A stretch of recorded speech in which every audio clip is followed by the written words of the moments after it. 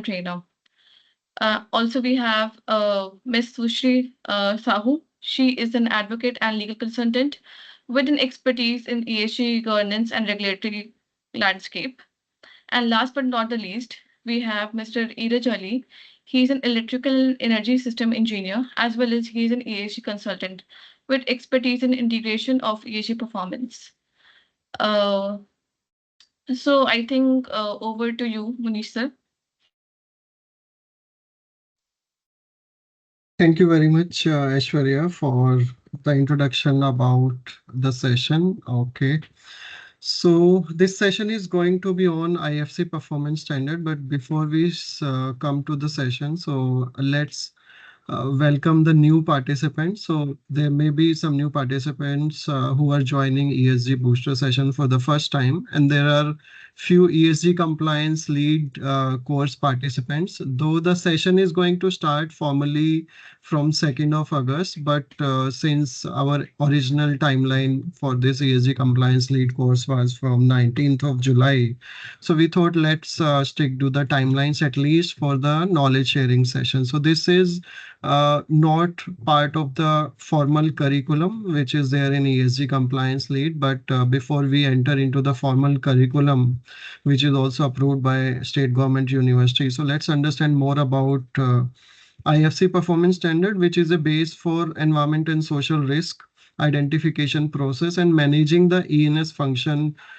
for any business. And this is very important workshop, or I would say virtual live session, wherein everyone will understand the relevance of IFC, that is International Finance Corporation, and how it is related with environment, social governance. So let's start our journey. So if there are questions in between the session, you can put your questions in the chat box. We will spare at least 15-20 minutes time at the end of the session to take up those queries. And this session will be supported by Sushree Sunanda Sahu and Eraj Ali also, and we will divide the session equally on that part. Yes. And meanwhile, I'll also request participants to introduce themselves in the chat box so that we are utilizing more time in the session. So you can introduce yourself in the chat box so that everyone knows each other who all are there in the session. So let me share my screen to start the session.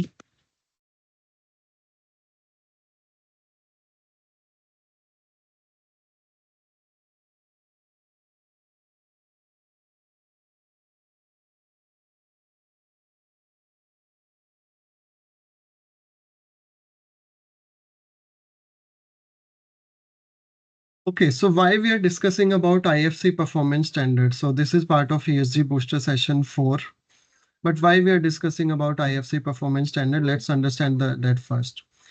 So ESG, as we understand it, that is related to environment, social, and governance, which is a very key factor for any business to become sustainable. And these are the practical actions relevant for any business. And IFC is very important global institute, or I would say that International Finance Corporation is part of World Bank. They have defined performance standards which are relevant to guide the investment related to any business. Though the IFC is part of development financial institution, but there are a lot of other impacts which IFC is created. So with IFC performance standards, we have the standard reference point. If we want to plan any development, or if we want to implement ENS risk framework, this IFC performance standard is very relevant elements related to that. It is a very practical framework which identify, assess, and manage ESG risk. But why it is important to manage ESG risk? That is a question.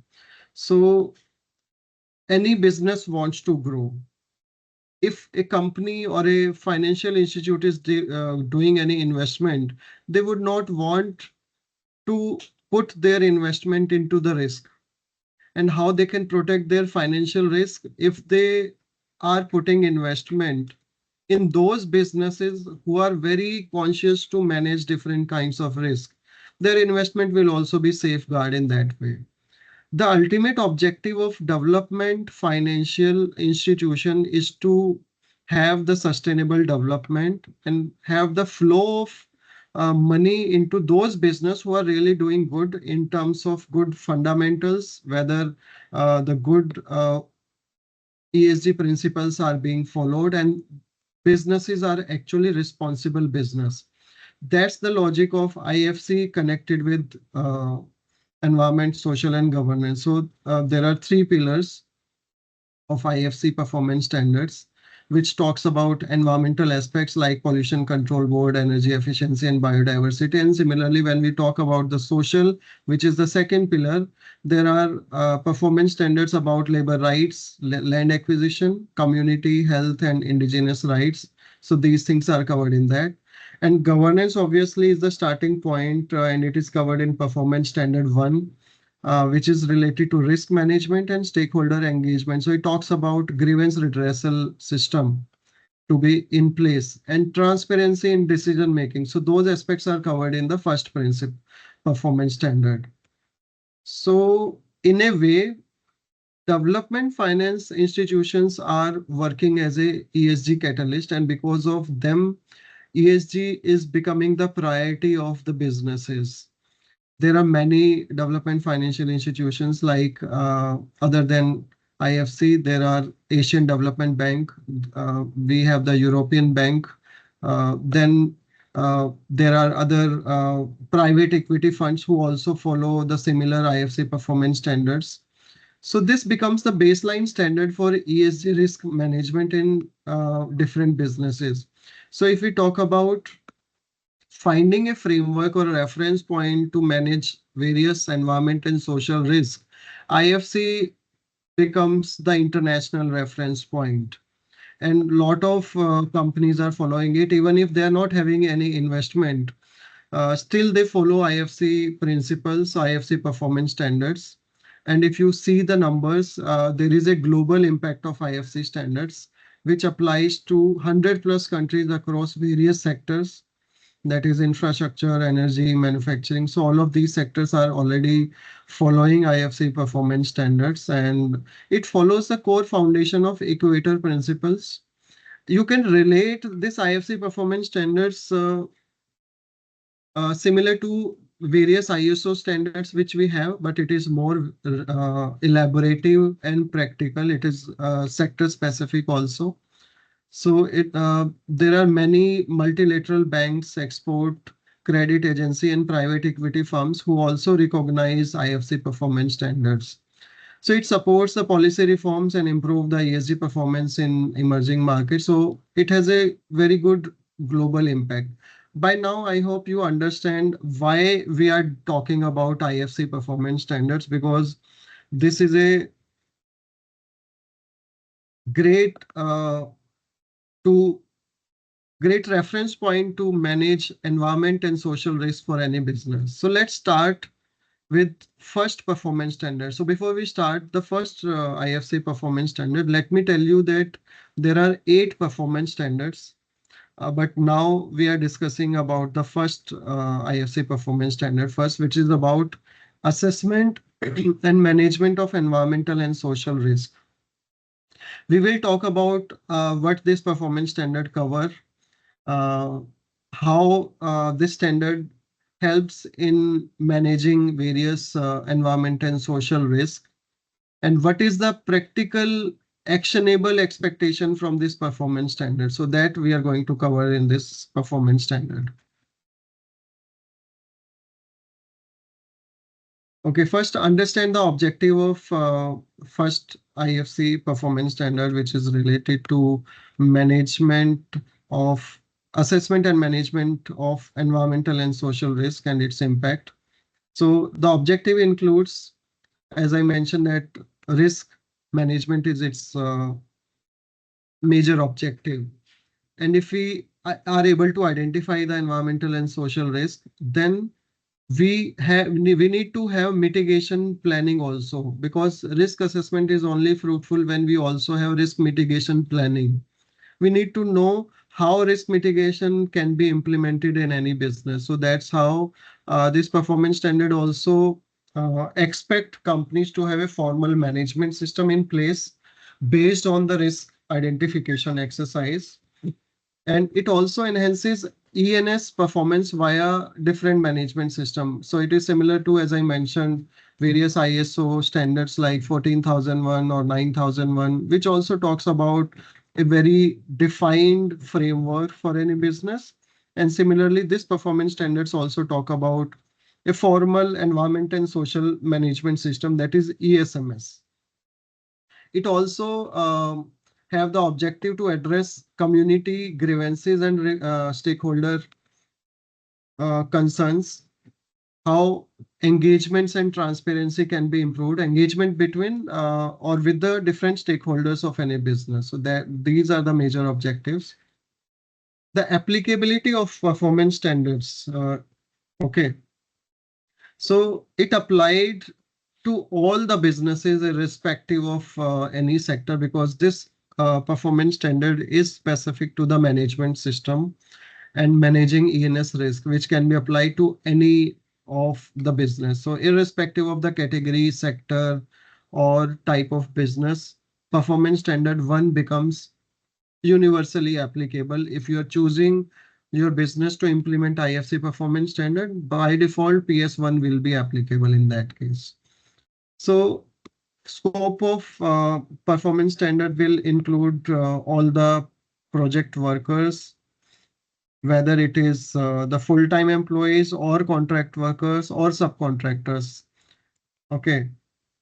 And if we talk about the essential elements or essential requirements of PS1, and these are being uh, very summarized, uh, very much summarized in the way that you only can focus on the most important part of performance standard one. But if you go through the actual language of performance standard one, you will go through a lot of details. But in our session, we are trying to highlight the most important elements of this. Okay, so first part is ESMS. Now let's understand what is environment and social management system. Management system, as we understand, is a kind of defined set of policies, procedures, management programs, various actionable checklist. So the combination of all these well-defined process and procedures and checklist, if we combine all of these things, then it becomes a complete environment and social management system. So ESMS has 7 major components. It starts with policy. The company ENS policy must be defined, which is a kind of management commitment about various elements of environment and social. Second, how the company or the business will identify the risk at different levels. Not only just health and safety risk, but it also covers the social risk, environmental risk, operational risk, or any challenges from the community, security, all those aspects are covered in the risk identification part. Then it talks about the core elements of business function, because this ESMS expectation is that company is able to manage their programs or core activities uniformly. It should be a very defined system. So everything needs to be defined, which can impact the environment and social related elements. So that becomes the third component of ESMS. And then organizational capacity, their training, their competencies, and along with that, roles and responsibility also needs to be defined. Emergency preparedness is another component of ESMS. We all know that any business needs to be ready with different types of emergency, whether it is medical or pandemic like COVID-19 or earthquake or natural or operational related different emergency aspects. So that becomes the next element. Then stakeholder engagement. Stakeholder engagement helps businesses to understand the real issues of different levels. So stakeholder can be internal or external stakeholders, how the businesses are interacting with different types of stakeholders. So that becomes the next element. And then once this entire systems are defined, there must be a monitoring and review mechanism. So if you relate this, it is dependent, it is following a principle which is also known as PDCA cycle: plan, do, check, and act. So this similar PDCA cycle is also been followed in the ESMS. Okay, so ENS policy is a kind of management commitments which only covers the commitment from the top management and how those commitments will be followed. That will come up in ENS policy part. Now, the explanation of different components, if I tell you, that includes always risk assessment is based on the baseline data, what kind of activities are there in the business, and how we will apply the impacts to different levels. It also, PS1 risk and impact identification also covers how performance standard 2, 3, 4, 5, 6, 7, 8 will be implemented in the organization, what process they will follow. So the explanation of those process and procedures are also part of this particular element. It talks about emissions, climate risk, vulnerable groups. Supply chain is also covered as part of that. And sometimes in this entire PS1 implementation exercise, for a large infrastructure or development project, environment social impact assessment also gets triggered. So it depends on the investor as well as the size of particular development activity, whether ESIA would be required or not. So ESIA is similar to the regulatory environmental impact assessment that is happening in India. So India has its environment impact assessment notification. That is a more regulatory mechanism, but ESIA is more practical, non-regulatory mechanism to identify the entire ENS risk and then documentation of entire process, how this development will integrate various elements of environment and social. So that is covered in ESIA. Usually one ESIA takes 3 to 6 months of time, which involves public consultation, which also involves alternate sites uh, during the development pre-development phase. ESIA usually starts prior to development activities are happening, and accordingly the environment, social management system and management programs both are developed using the outcome of ESIA. But if the project or business size is not that big that it requires full-fledged ESIA, then normal environment and social assessments are happened, and it also uh, gets input from environment and social due diligence exercise. So these are the different ways to identify the levels and types of various ENS risk as part of the initial planning in any business. Then talking about the management programs, I'll pause for a moment and we'll see if there are any specific inputs on questions are coming up.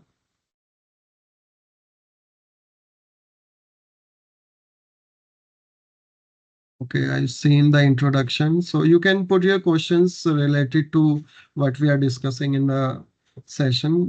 So I'll keep on giving a pause for few seconds or minutes in between, right?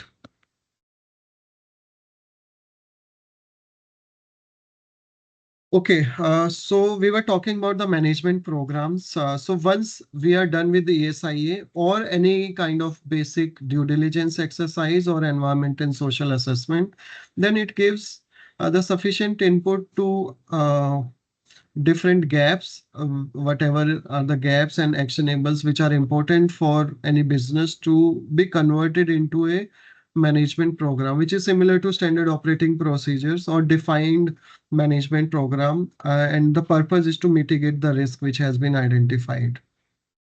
It applies to various clients and contractors, and very flexible and evolving documentation as part of management programs. Then organizational capacity and competency. So you must be thinking why this particular essential elements of performance standards are important, because if you see the sequence of these core elements, these are related to making a formal framework for any business to operate, which can be referred uh, during any operational or project activities of that particular business. So it has the well-defined organizational structure, their capacity and competencies, and also the roles, responsibility, and authorities are defined in very comprehensive manner. The type of staff, whether it is skilled or unskilled, so their competencies are also defined in that way. Once we are done with this particular explanation, I'll tell you the practical and relatable example also, so that you will get the clarity what performance standard 1 covers. The next element is emergency preparedness, which talks about accidents and emergencies. It covers operational uh, and also various resources which are available related to different types of emergency in the organization, how we can engage the communities and authorities, and especially this becomes important when there are chances of off-site emergency which impacts beyond the boundaries of organization. Regular reviews and updates happen as part of emergency preparedness.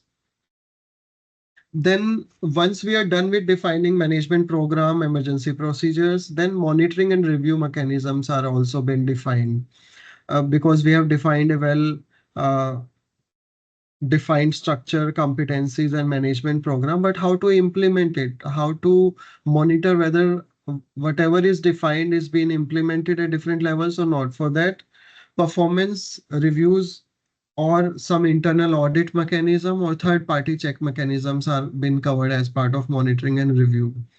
Then stakeholder engagement is also very important part of it, wherein a formal process of attending issues from different stakeholders are covered, like grievance redressal or stakeholder engagement planning, how to document those discussions which are usually happening in an informal way, but documentation of these things are also important. The timelines, if there are some grievances which are coming to uh, the centralized level, what are the timelines, who will attend those grievances, what will be the resolution.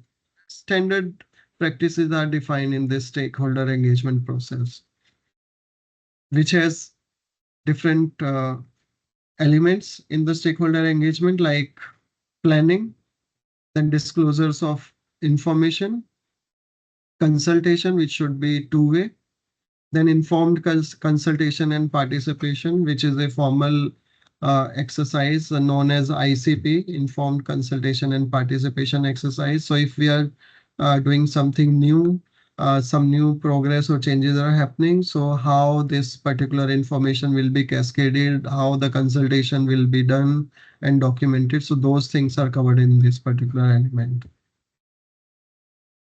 So let's understand this performance standard 1 elements using a very realistic case study. And this is related with one of our client. Purposefully, we have not written the name of that organization, but there is a company who is into real estate, and EHS Guru Sustainable Solution is also supporting this real estate company in implementation of environment, social, and governance, because they have investment from International Finance Corporation, and they expect us to implement various performance standard, including the first element of performance standard 1. So they were seeking investment from IFC, which is very for a development of a premium mixed use project. And they exposed themselves initially with ESG due diligence. So due diligence you can consider is a detailed audit and assessment exercise by an independent party, which identify how company is following ESG elements and what kind of gaps are there in their organization in terms of corporate level as well as the site level gaps. So we got those environment and social corrective action plans, which are a kind of formal gaps that came out as part of ESG due diligence exercise. So these gaps were identified based on IFC performance standards, and we were given a task to prepare environment and social management system and also to update ESMS for the company. The entire exercise happened for a duration of 1 month, 2 months. We interacted with different department, different representatives. And then this risk identification, documentation, and whatever elements we have discussed. So all those things were captured in the form of a formal manual kind of document, which is also known as ESMS in this case. So we developed and implemented a tailored, very specific ESMS framework for the company. Some of the things were already there, but we updated as per the IFC performance standard. We also designed risk register. It also covered the legal obligation register, that is a kind of regulatory requirements captured from different laws, not only just permits and approval, but other actionables which are important for business to be uh, to remain compliant related to various legal obligations. So all of these things were done. And when the second round of due diligence exercise were done, and it was directly from IFC, so they were able to justify and demonstrated that they have now implemented environment and social management system. And also ENS compliance mechanisms are robust and very strong to manage any kind of ENS risk in the business. The ultimate objective of this entire exercise was to maintain the confidence of IFC because they were funding this project and they wanted to have uh, expectation that yes, company should be able to manage ENS risk and their formal management system must be strong in with respect to various ESG elements. I know that there might be some questions, but I'll spare 2 minutes at the end of my part in next 10 minutes and will attend your questions for next 2 to 3 minutes after that. Okay, so the outcome and alignment with respect to PS1 was a very structured risk management approach. They were having the formal governance mechanisms and everything was covered in that formal environment social management system exercise. So this example of Hello. real estate company. Hello. Sir, I think some people are saying that they're not able to see the PPT. Can you please reshare it? Maybe the screen is frozen Okay, or so this something. is the problem with everyone. My slides are not Three, visible. four people have said it in the chat. Okay, you are able to see it or not? Yeah, I am able to see it. Let me Zero stop essential sharing. requirements of performance standard one, right?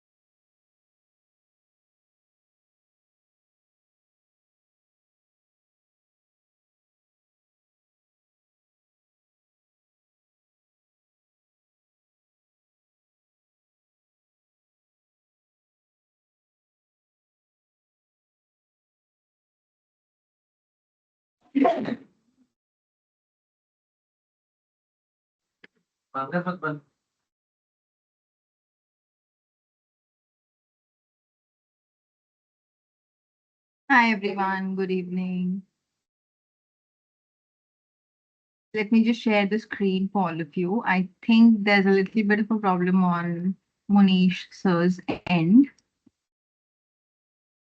I trust the screen is visible. Can one of you please confirm? Okay, great. Thank you so much. Okay, so like Munish sir was talking about the performance standards, wherein in performance standard 1, we talk about development of an ESMS and its implementation across different verticals of businesses to reduce environmental social risks as per the requirements of IFC. IFC Performance Standard 2 talks about labor and working conditions. So I'll quickly walk you through what does IFC PS2 say. So we'll just look at the essential requirements of IFC Performance Standard 2. It basically says that you are supposed to take care of any and everybody who's working for you, either directly or indirectly, right? And you have to ensure fair treatment. You have to treat them equally without discrimination, and you have to provide them with equal opportunities. So now that brings us to something critical, that there might be people who might be working in your supply chain indirectly. So you have to somehow take care of people working in your supply chain, both your upward supply chains and your downward supply chains. And if you are appointing somebody in a contractual capacity, then you have to also ensure that all the rights that they are entitled to are provided to them. Okay.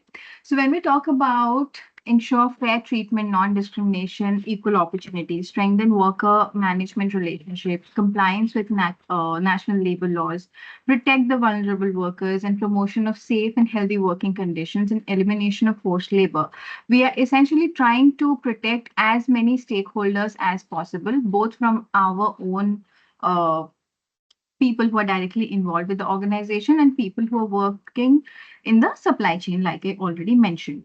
Now, when we say protect vulnerable workers, so by children, IFC performance standards categorically state that you will not engage any kind of child labor. And if we compare it with the national legal requirement in India, which is the Child Labor Act of 1970, even that defines something similar. So it says that if you are undertaking something hazardous, you are not allowed to involve children in that work who are aged between 14 to 18 years. So those children are essentially termed as adolescents. And anybody who's below 14 years is not supposed to work in an hazardous industry or in any industry for that matter. Okay.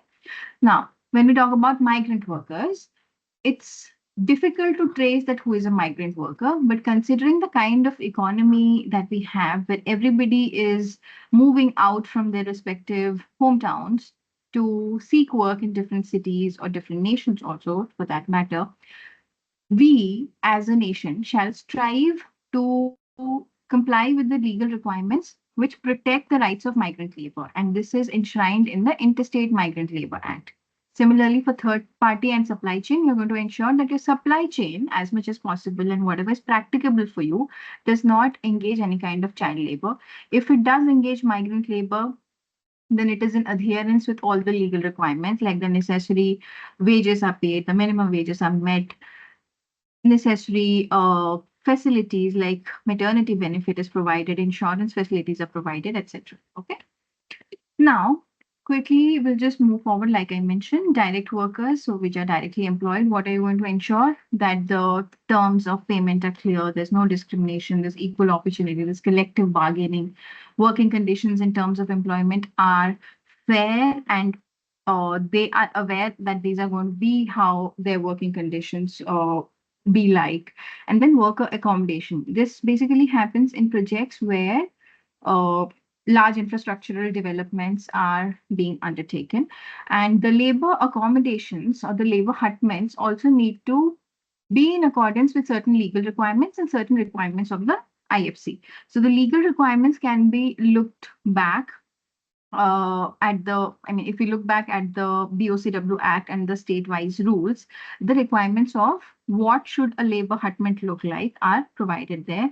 And any which way, there are certain basic things like it should be well ventilated. You should provide food. If you're not providing them with food, then the kitchen has to be separate and be of a certain dimension. Your washroom facilities should be provided, etc., etc. So basic human accommodation should be habitable, essentially, right?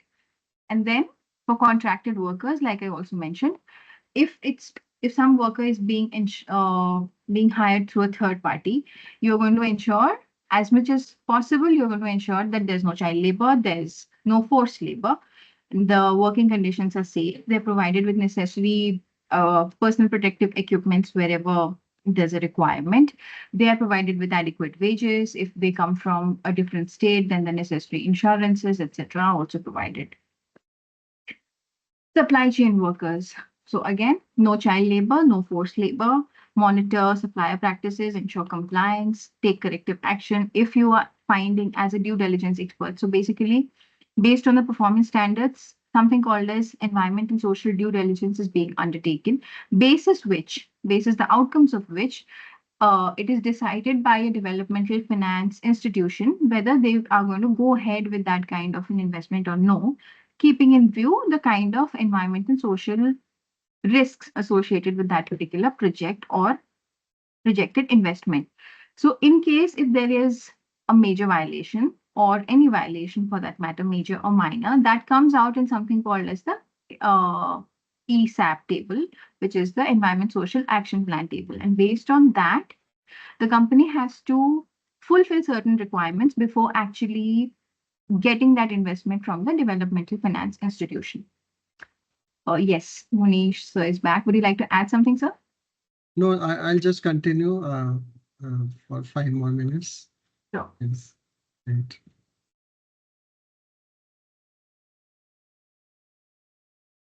Okay, so as we are discussing about the labor and working condition, that is performance standard 2, which focuses on the people or workers or third party, whether it is third party or it's full time or direct workers.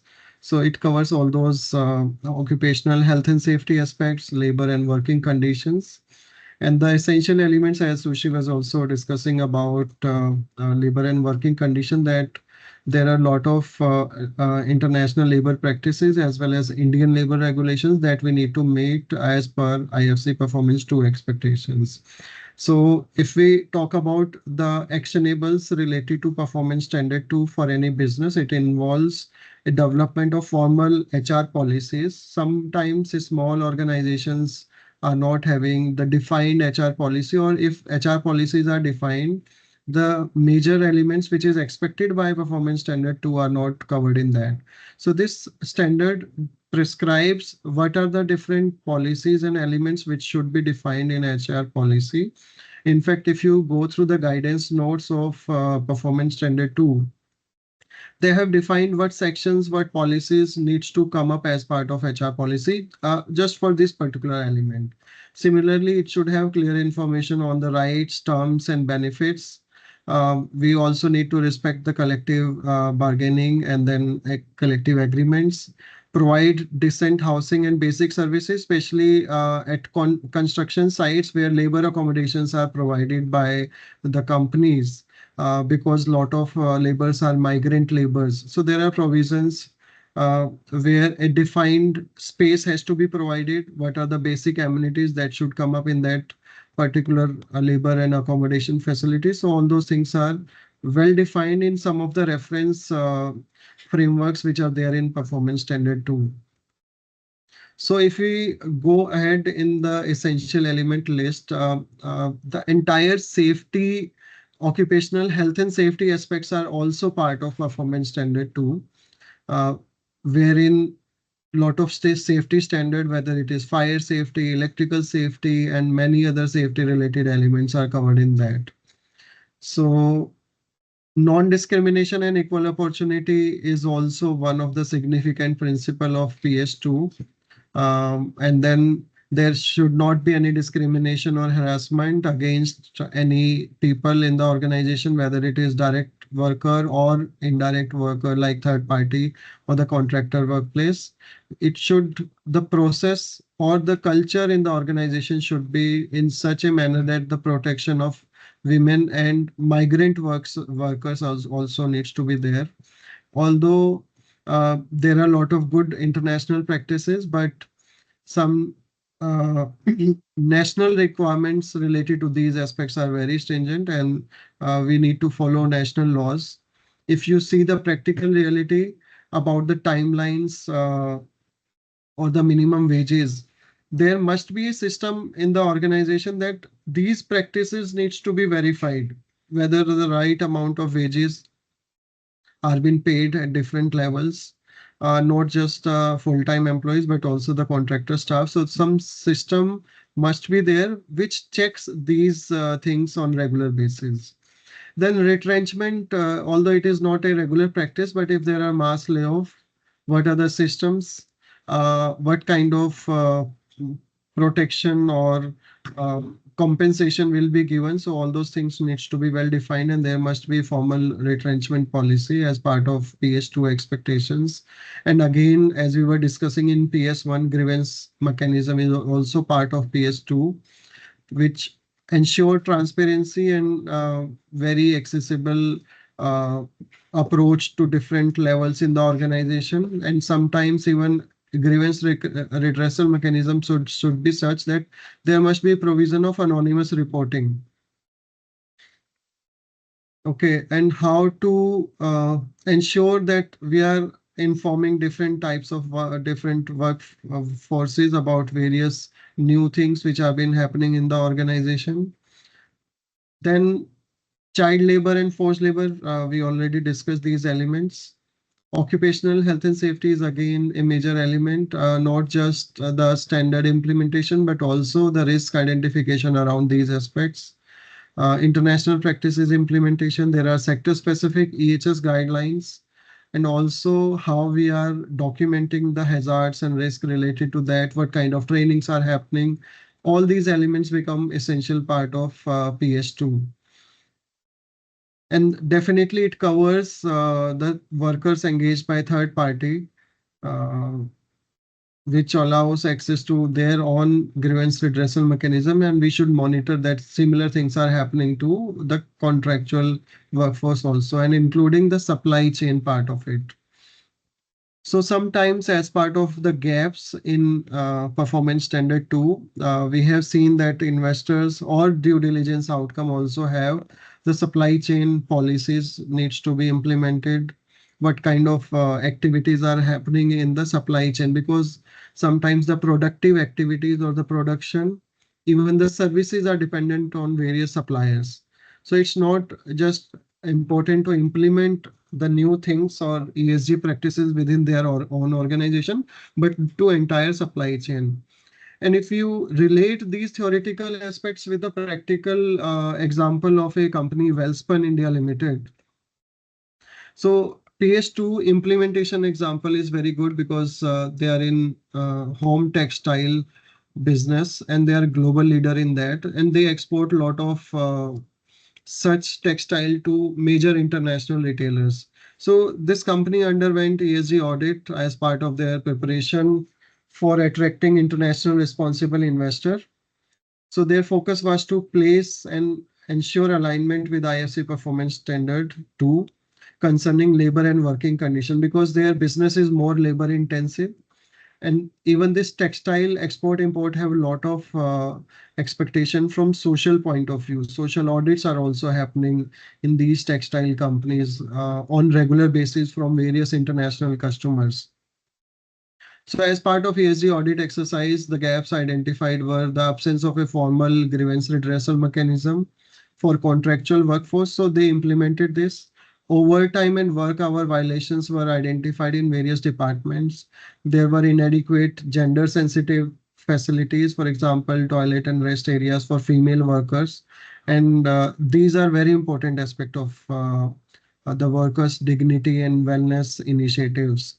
So lack of training and policy for prevention of sexual harassment. So POSH is also very stringent requirement in India. inconsistent personal protective equipment provisions and labor documentation by third party. So the action taken after this ESG audit at Welspun were having implementation of 3-level grievance redressal. On-site physical complaint box were put because it is easy for workers to put written complaints in the complaint box. An anonymous worker helpline was also established by this organization. Periodic grievance resolution meetings, or sometimes at community level, these practices are very significant in attending the queries or in resolution of major queries in less time.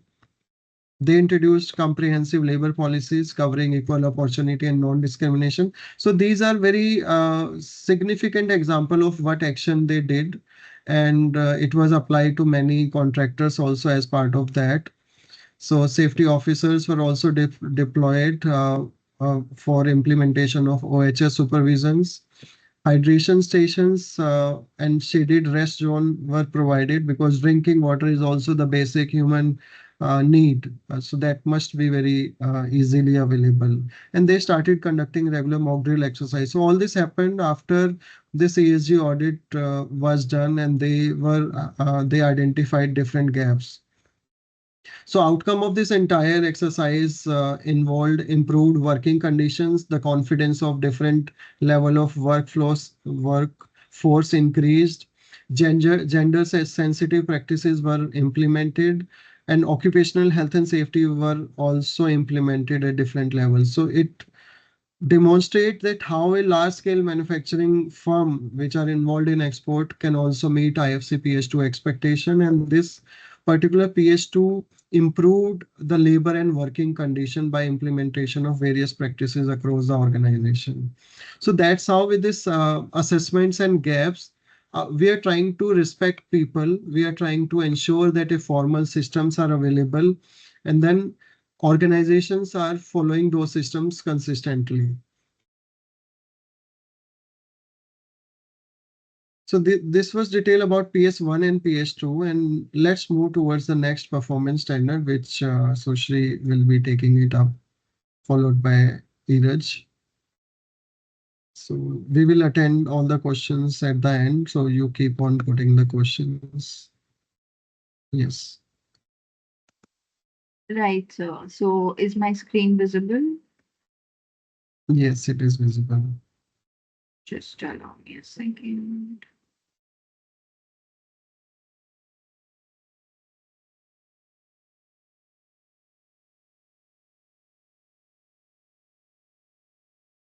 Okay, so having talked about the ESMS, which is PS1, and then PS2, wherein we talk about labor and working conditions, we move towards PS3, which deals with resource efficiency and pollution prevention. So again, if we just break down the PS into two aspects, so it essentially talks about resource efficiency in the first part, and on the second part, it talks about pollution prevention. So the idea is that as much as possible, you try to take minimum resources from the environment. So how do we take minimum resources from the environment? By cutting down upon creation of wastes. So if we are able to devise technologies which reuse things or recycle them or repurpose them for that matter, or any of the 5 Rs that we have, we will ensure that not much of the resources end up in the landfill. So the load on the landfill is reduced. Hence, the polluting potential of a particular object is reduced. Hence, pollution prevention. And also, you are going to reuse the product X number of times in addition to the initial life that is the designated purpose. And by doing that, you are also cutting down upon your resource dependence or resource footprint. So in one way, you are reducing pollution, and another way, you also increasing the efficient usage of resources or contributing towards efficient usage of resources. So if you look at the objectives, first is minimize pollution that impacts health and environment. Second is promote sustainable use of energy, water, and other resources. And third is reduce project-related GHG emissions. So we're going to talk about each of these aspects a little more in detail. Now, when I say essential requirements of PS3, so first is that whenever we look at any aspect from the lens of IFC, or from the lens of a particular performance standard of IFC, what is it that we are going to do first is that assess the current conditions, which is the first point. Assess ambient environmental conditions. And once you see that, okay, there is A, B, C thing which is happening, A might be correct, B might be wrong, C might be grossly wrong. So what are the steps that you're going to take to rectify the issues with B and C? And hence you have to take a few measures. Again, like I was mentioning, once there's a due diligence exercise, there's an ESAP which comes out, which is your action plan. And based on that action plan, you have to take steps to do what under PS3? Reduce pollution and enhance your resource efficiency. And how are you going to do that? By following your good international industrial practices and EHS guidelines, which are given out by the World Bank. Further, meet national requirements. And in case if there's a justification, in case if there's a deviation, give out justifications for it. So if we just think of it with an example, now let's say, for example, you operate a unit that releases hazardous wastes because you are dependent on DG sets as an alternative source of power. Okay. And you do use DG sets, albeit rarely, but there is some dependence on DG sets. So what is the first thing that you have to do? Follow national requirements, which is what? You are going to have a hazardous waste authorization, right? In case if you're renting a DG, you're going to ensure that the owner of the DG holds a hazardous waste authorization, right? Either of the two parties which are involved should have a hazardous waste authorization. Then, based on that, you're going to maintain a manifest, a hazardous waste manifest. Then, based on that, you're going to dispose the waste in a certain defined manner. There's a waste inventory which needs to be defined and annual returns which must be filed. So, these are the basic aspects that the legal requirement requires us to do. Now, if you look at the good international practices, there can be aspects like provision of retrofitting the DGs or investing in alternate sources like, let's say, solar or hydropower, so that you don't have any dependence on the DG at all. So these are the ways in which we are going to ensure adherence to PS3. And these are the aspects again. But the most important aspect of PS3 is that it has to do with GHG emission requirements. Okay. Now, what do we understand by GHGs? GHGs are greenhouse gases. We all know that. But these are basically the gases which heat up the planet, which contribute towards global warming. And having said that, how are we going to reduce our contribution towards the GHG emissions is something which is potent and important for every company or organization at this point to consider. Why?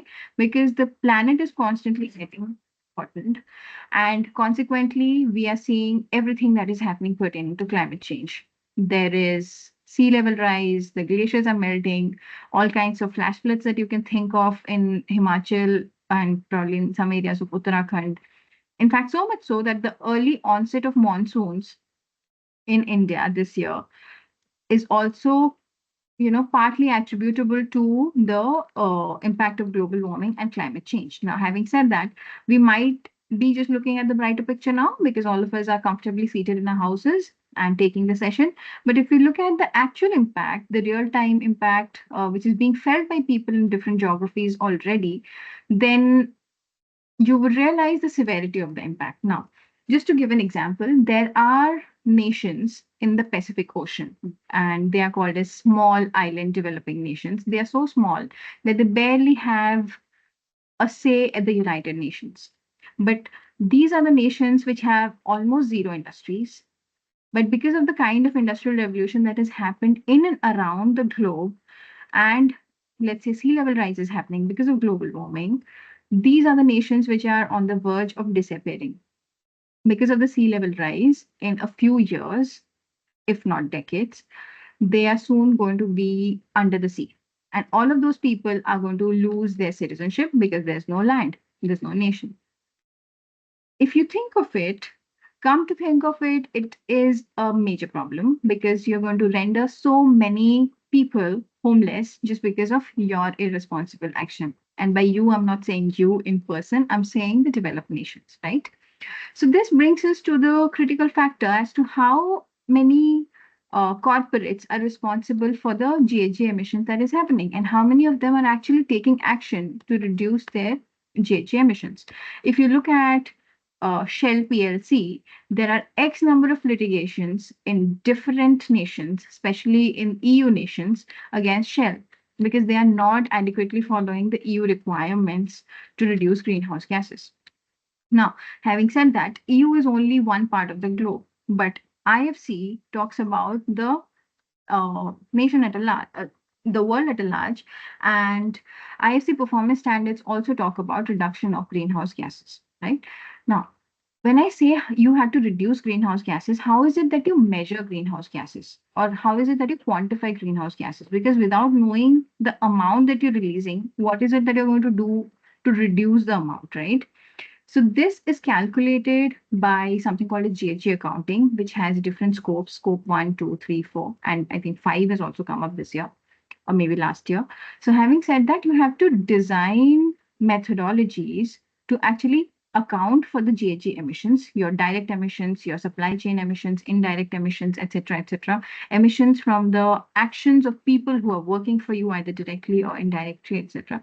And in case if you're an organization which is emitting more than 25,000 tons of carbon dioxide equivalent per year, you really need to start doing scope 1, scope 2, scope 3, and have methods adopted into your system to reduce the GHG emissions. Now, when I say 25,000 tons of carbon dioxide equivalent is essentially a metric or a unit which is used to measure what is the heating or global warming potential of a particular gas in comparison to carbon dioxide. Because GHG, when we say, people think it's essentially carbon dioxide or carbon emissions, but carbon is not synonymous to carbon dioxide.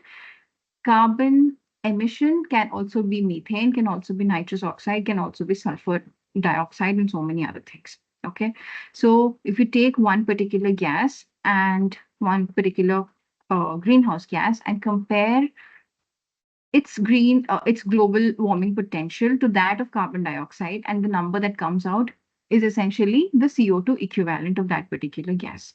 And CO2 is by far probably the most the least polluting of all the GHGs, and methane and other gases are having even more global warming potentials.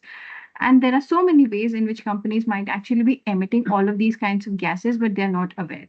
Hence, you have to quantify as much as possible end to end the GHG emissions throughout your operations and take steps, quantify them, take steps to reduce them, and report the steps that you've taken to reduce all of those GHG emissions. Okay. Now, when we talk about efficient usage of resources or resource efficiency, there are generally three aspects that we talk about. First is waste reduction, second is water consumption, and third is energy efficiency. Okay. Now we'll talk about water. So there might be projects which have a significant water intake. So what is it that you're going to do under PS3? Firstly, quantify. And then if you see if you have realized that your intake of water is higher and you can do something about it. So firstly, you're going to take steps to reuse water as much as possible, recycle and reuse water, right? And there are actually water saving methods or technologies that are being used by organizations across the globe and in India also. So as much as possible, you're going to use a technology to reduce your water consumption and enhance resource efficiency. Then you can invest in technologies which promote rainwater harvesting, so that you actually contribute towards resource efficiency and add on to the water table of the ecosystem where you're operating. Up next, pollution prevention. So again, reduce air, water, land pollution, cover routine, non-routine, and accidental releases, address legacy pollution. Now, what is it that we mean by legacy pollution? How many of us have heard about the Bhopal gas tragedy? Quick yeses and nos in the chat. Aishwarya, please let me know. Do we all know about the Bhopal gas tragedy? Quick responses, please.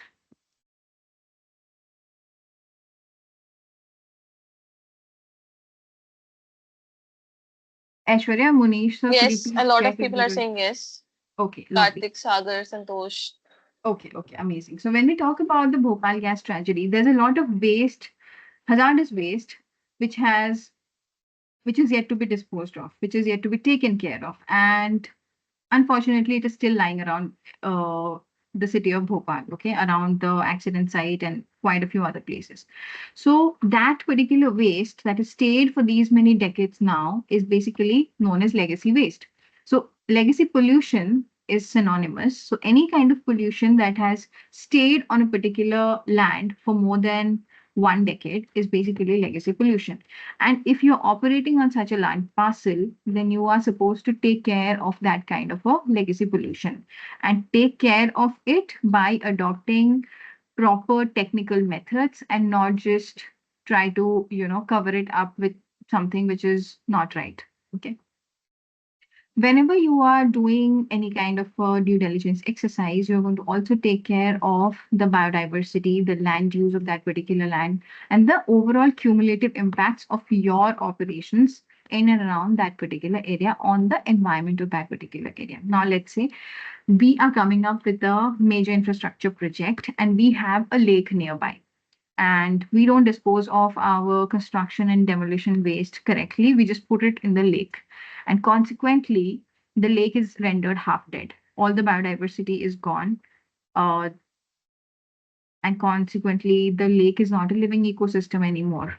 So, can we think of examples that has actually happened? If you think of the city of Bangalore, so many lakes have actually died down because of unplanned infrastructure, urban infrastructure development in the city of Bangalore. Now, having said that, we do realize that it's only human actions that has led to a loss of biodiversity, that has led to increase in pollution, that has led to improper waste disposal. And this is exactly what PS3 is trying to reduce. You're not going to do anything which is going to impact the biodiversity so negatively that we cannot recover an ecosystem which is not resource efficient or which does not deal with waste properly, right? Again, waste management, like I was mentioning, reduce waste as much as possible, recover, reuse, recycle, dispose them properly. In case if you're using hazardous waste or any kind of pest control devices or chemicals to reduce pests. So try to make it as organic as possible. Try to reduce dependence on hazardous wastes. Try to look for alternatives.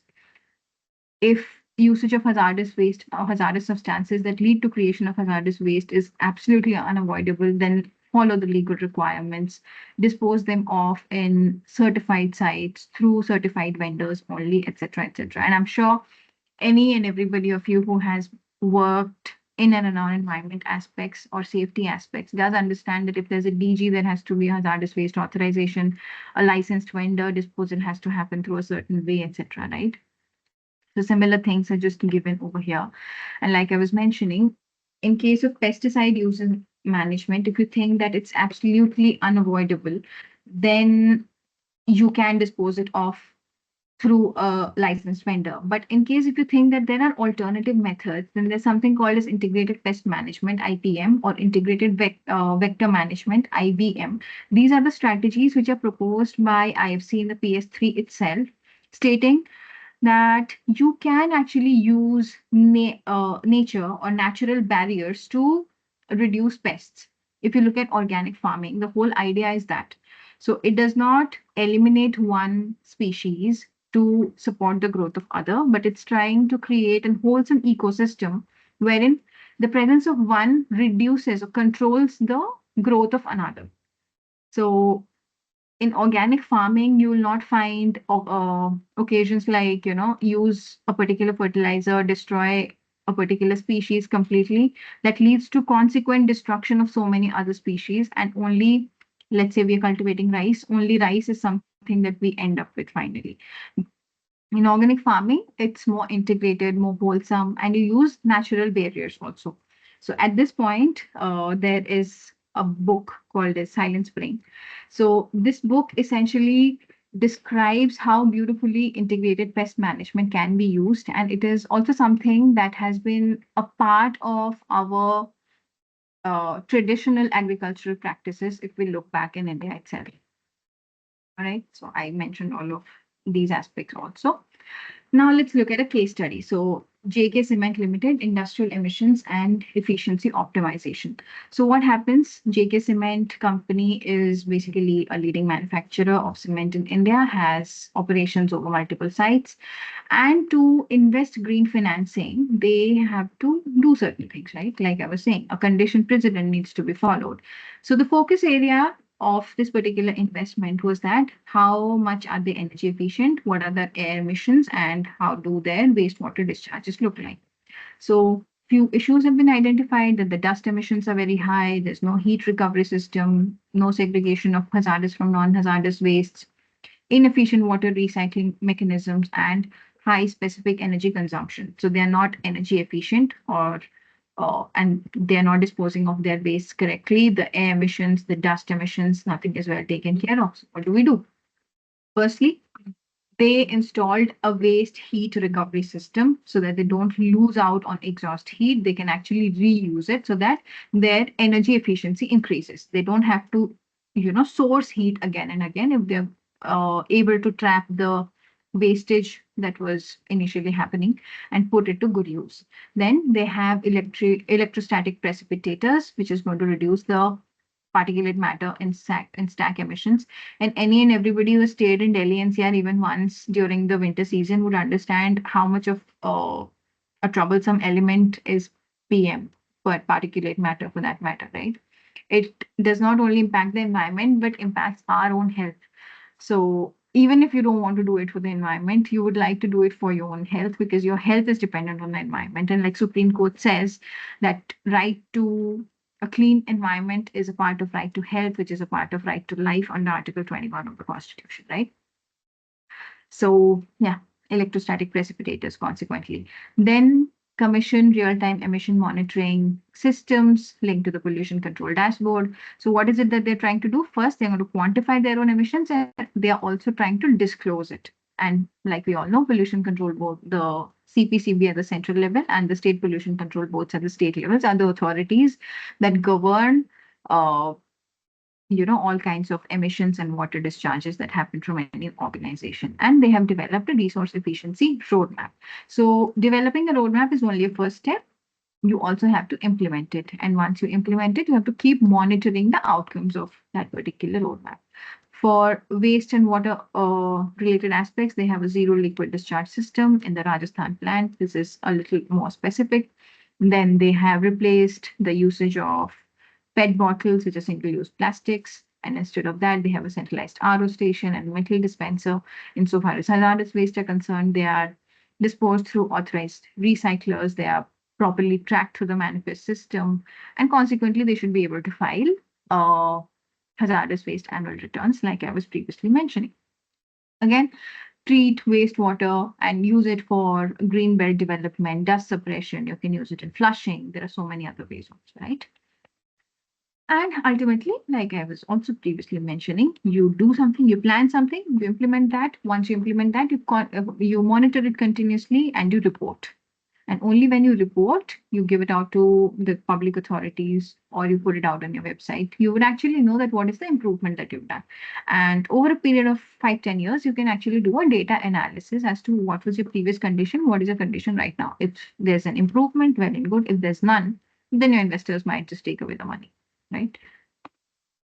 So the outcome, here the outcomes have been positive for JK Cements. So there has been reduced energy intensity by 7%, which is a good number. Overall air emissions have been under control limits, achieved 90% water reuse over all operational sites. So in a way, they have actually contributed towards the cause of prevention of pollution, clean production, and enhanced resource efficiency. Yes. So any questions pertaining to PS3 before we move to PS4? Aishwarya, please look at the chat box if there are any questions. I'll just wait for a minute and then we move forward if there are none. No questions as of now, I think. Okay, great. In starting, there is a question from Manita. How does EIA and ESIA vary? Primary differences. Okay, so EIA basically stands for Environment Impact Assessment, which is a mandate under the Environment Impact Assessment Notifications of 2006, released under the Environment Protection Act of 1986. This is a legal requirement in India. ESIA, which talks about Environment and Social Impact Assessment, is a requirement of World Bank. So firstly, this is an Indian national legal requirement, and that is a World Bank requirement. Here, EIA is not done for investment purposes. ESIA is done for investment purposes. If you're seeking investment from World Bank or any organization which is funded by World Bank, you're required to go through a process called as ESIA.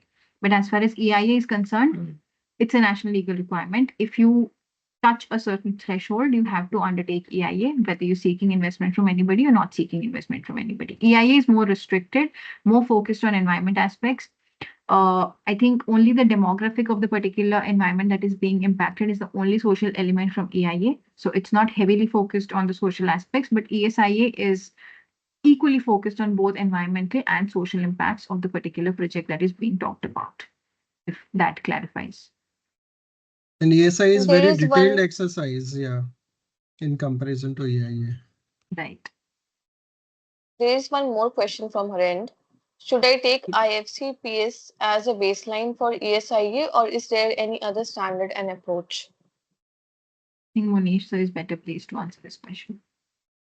Okay, so IFC Performance Standard explains the detailing around how to conduct ESIA, because that is the starting point, especially for big infrastructure projects. If the business or the project is small scale in nature, then ESIA may not be triggered, but the reference point is IFC Performance Standards only. You can go through the explanatory note or the guidance note of ESIA, which is defined in the guidance note of IFC Performance Standard, and that can be the reference point. But the approach is more practical in nature because we cover the environmental as well as the social aspects. It involves public consultation. It involves understanding the project planning and how it is going to impact when the project execution will start, because this is also a project risk assessment exercise, and if there are some issues, major issues identified at ESIA stage, it may not proceed for the execution of project in that way. So IFC can be the reference point of it. Okay, right. Thank you, sir. So can we move forward, Ashwini? Yes, yes, we can. Great, thank you. So now we talk of PS4. So it talks about community health, safety, and security. If we look at the design of IFC performance standards, so first it talks about a system, which is the ESMS, जो कि आपके PS1 में आता है. Then it talks about the labor, which is the direct, which are going to be the direct stakeholders of the project or the operations that you're going to carry out. Then you're talking about the environment, which is PS3. Now, after looking at the immediate environment, you're also going to look at the surrounding, which is your PS4. So in the surrounding, you're going to look at the people in the surrounding, right? That is essentially what is community health, safety, and security performance standard 4 talks about. Objective is to prevent, minimize health and safety risks to affected communities, address routine, non-routine project impacts, and ensure that security measures undertaken to protect your particular project respects human rights and avoids community harm. What does all of these mean? If I just break down PS4 into absolutely simple terms for all of you, it basically says that if, as an organization, you are undertaking operations or intending to start operations in a particular place, just ensure that the larger community is not badly impacted. It's impacted in a positive way, if at all. And in case if there are negative impacts, you're going to take every possible measure to mitigate that negative impact. And you're going to contribute towards the well-being of the community, not towards any kind of deprivation of that community. Okay. So what is it that we mean? Again, let's look at an example. Like we were talking in labor standards in PS2, there might be possibilities of interstate migrant labor. Now, let's take an example of a particular outbreak. Let's say the state of Kerala saw an Ebola outbreak, and somebody from Kerala, maybe a project engineer, site engineer, who is asymptomatic, has come down to a particular region in Maharashtra, let's say Nasik, and they're developing something for some particular company. Now, although he is asymptomatic, he might be actually transferring the virus to other people. So he is indirectly affecting the community. So as an organization, you have to take steps to ensure that any stakeholder that is engaging in a particular environment because of your intervention or to give effect to your operations is adequately screened, medically fit, and only then you are going to put them into a new environment, right? So that the community is not getting impacted negatively.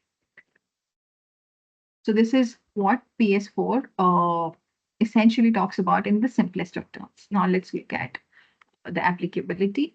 Again, applicability as per performance standards talks about worker safety in addition to PS2 and talks about communities and their safety in addition to worker safety that is talked about in PS2. Apart from that, essential requirements are assess risks, apply preventive measures, apply control measures, prioritize risk avoidance.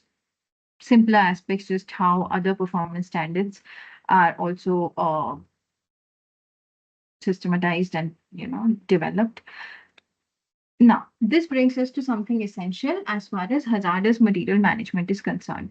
So, if we see, there is an element of hazardous material management under PS3 as well, which is limited to the usage of pesticide. So, you're not going to use a pesticide that is going to damage the environment in an extremely negative way that cannot be recovered, is what PS3 is talking about. But PS4 essentially says that you're not going to do anything that is going to expose the community to hazardous substances. Now, let's look at an example again.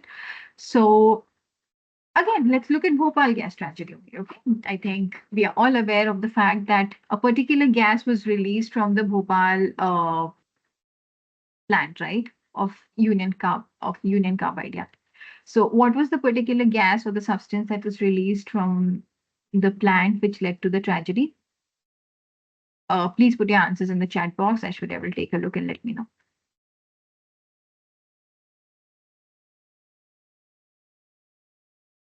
Please respond quickly, Sagar everybody. says methyl isocyanide. Correct. So methyl MIC. isocyanide. Yeah. Correct. So methyl isocyanide was the gas that essentially got released from the plant and that led to an impact on the community.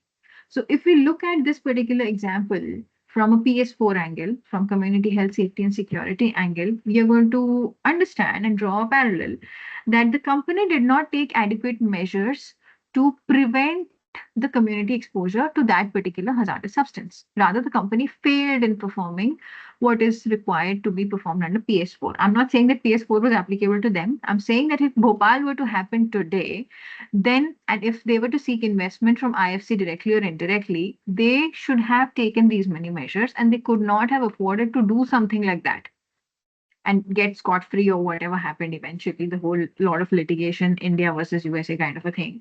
But if you just look at it, they were supposed to take so many measures to avoid the exposure of the community to methyl isocyanide and to avoid the exposure of that particular gas or release of that particular gas from the company premises or the factory premises for that matter. And in India, and in consequence to what has happened in Bhopal, basically three major developments have happened. First, three major developments legally. Okay. First is the enactment of the Environment Protection Act. So you are not going to do anything which is inherently hazardous if you meet a particular threshold without having an environmental clearance. You're not going to do anything without a valid CTE, CTU. These are the first things, right? Then, secondly, they have come up with something called as the Public Liability Insurance Act of 1991. Under that, if you're doing anything which is inherently hazardous, take an insurance, take a policy, get yourselves financially risk proofed so that in case if there's a claim against you because somebody died because of your operations and negligence, you have somebody to back you up financially so that you as a company does not go bankrupt. And the third thing that has happened is the introduction of the concept of absolute liability. So, as a concept of absolute liability, if you're doing something that is inherently hazardous on your premises and because of your negligence or otherwise, knowingly or unknowingly, some hazardous material actually gets exposed out of your boundaries and impacts somebody, you are absolutely liable. You can claim no defense under the law and you have to pay a certain compensation based on the calculation that is done by the courts. Okay, so these are the most important aspects that have come out of the Bhopal gas tragedy, and IFC Performance Standards 4 essentially just back them up. They say that as an investor, we require you to take care of your community, just like your national requirements want you to not impact them negatively. And if you do, pay the money, okay, or give out the compensation. Again, PS4 also talks about ecosystem services. So, what do we understand by ecosystem services? Do we understand ecosystem services? Just yes or no would also do. If it's a no, I'll explain. If it's a yes, I'd probably like your response in the comment section.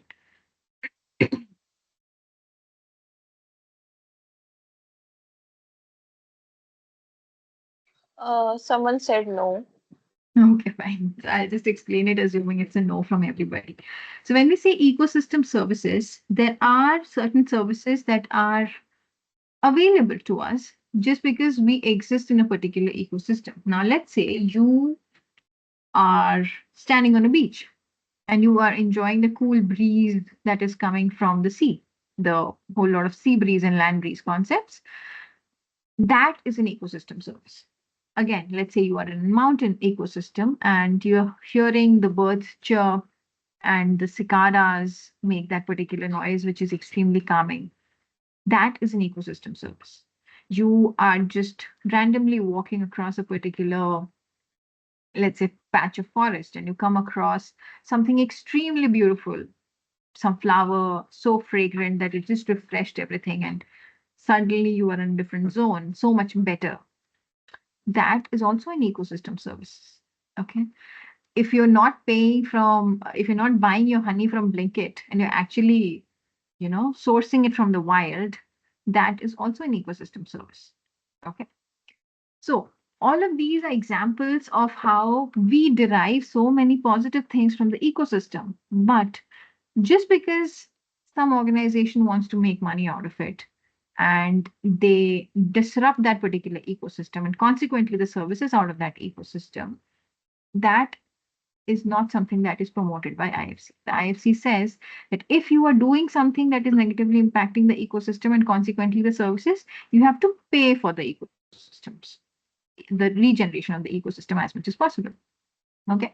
Now, PS4 says that the community can be actually benefiting quite a lot from the ecosystem. And your intervention leads to a destruction or disruption to that ecosystem, leading to a destruction of the ecosystem services. So now it's on you to take care of that community. So an example would be protect natural buffers, like it's already mentioned. And like I was also mentioning previously, if there's a lake next to you, there's significant biodiversity because of the lake, you cannot just go ahead and dump your construction demolition waste into that particular lake and do away with the biodiversity. In case if you're doing it, PS4 says, PS4 read with PS6 essentially says, pay for that, make good, remediate what has already happened, the negative that you have brought upon this ecosystem, and as much as possible, restore that ecosystem to a normal state so that the community is not negatively impacted by your activities. Okay. Community exposure to disease, the whole Ebola example, like I was mentioning, is one way of looking at it.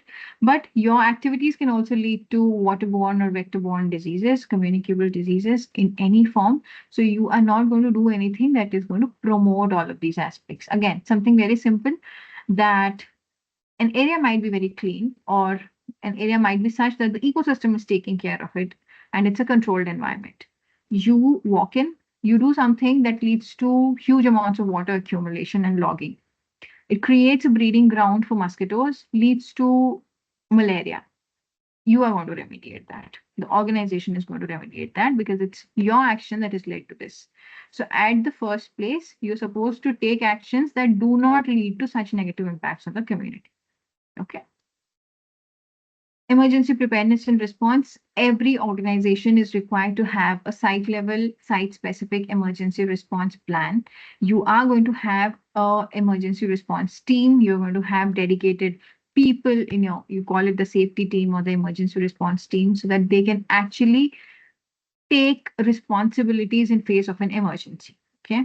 and you're going to train them adequately in emergency preparedness. Not as if I, who have zero knowledge of emergency, is just deployed as the head of the emergency response team. And in case if there's a flash flood, I don't know what to do. I'm calling my superiors, I'm calling my juniors, and I seriously have no clue. I should be trained enough to take that action in face of that particular disaster. Again, this reminds me of a particular example. So we have all heard of NHPC, right? It's a PSU, which is into hydropower generation.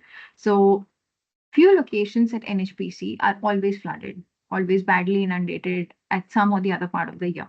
So we had an opportunity to visit two locations in North Bengal, north of West Bengal, and they were heavily inundated. They could not operate for quite a few months altogether. That was leading to significant revenue losses, etc. But when we had interactions with the stakeholders, we realized that it was actually not the superior who made a call to reduce the impact of that particular emergency. It was a person who was deployed on the site to look at, the operations of the machinery. Somebody who just ensures that the machines are adequately switched on and switched off. It is a task of extreme responsibility. So it is those people that need to be adequately trained in emergency response. And it was because of their actions, their ability to make quick decisions, that the amount of damage could actually be reduced. If that person had to depend on the superior when the flash flood is happening at 2 a.m. in the night and the superior is sound sleeping in Faridabad, I don't know, the kind of damage that would have been just humongous.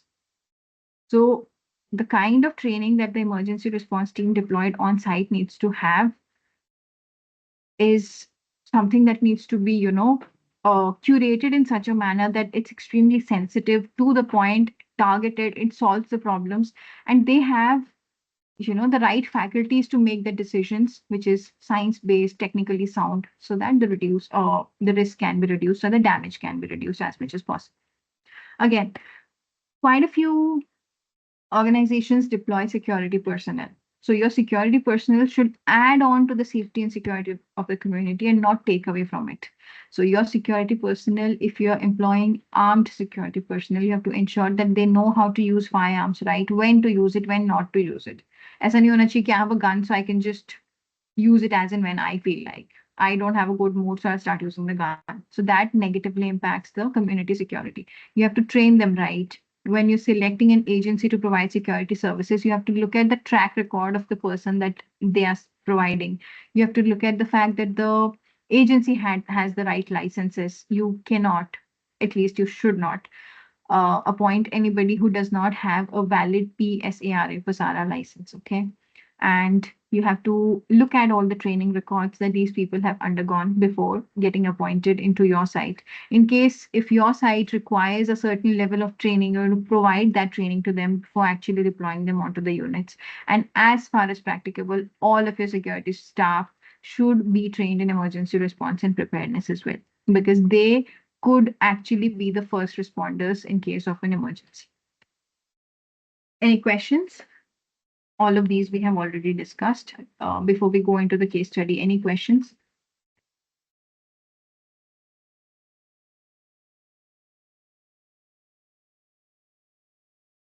No questions?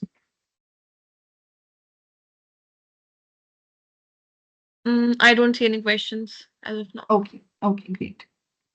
So we'll move into the case study, which talks about Adani Solar Manufacturing Facility, talks about industrial expansion and community risk management or mitigation. So again, Adani Solar, one of the largest solar panel manufacturers in India, is trying to expand its manufacturing facility into Gujarat and is probably seeking investment and undergoing a due diligence, right? There are concerns now out of the due diligence. So what are the concerns regarding? They talk about transportation safety, hazardous material handling, and emergency preparedness. What are the issues that have been identified? That the shared roads of the communities are basically roads जो कि community भी use करती है और उनकी machinery और chemicals transportation के लिए भी use होती है. Possibility क्या है? There might be a spillage. So the community gets impacted, right? Just how it happened in Bhopal. Inadequate buffer between plant boundary and residential areas. Very similar to Bhopal. Bhopal plant ka location was right in the middle of a residential community. Absence of a community emergency response plan. We talked about the full emergency response plan and how NHPC could actually mitigate it, right? Lack of stakeholder engagement with villagers on risk communication. So this forms a part of your public consultation also. A public consultation comes in over here, just to add on to the fact that this could be a part of your ESIA also. In ESIA, extensive public consultations and stakeholder engagements are undertaken.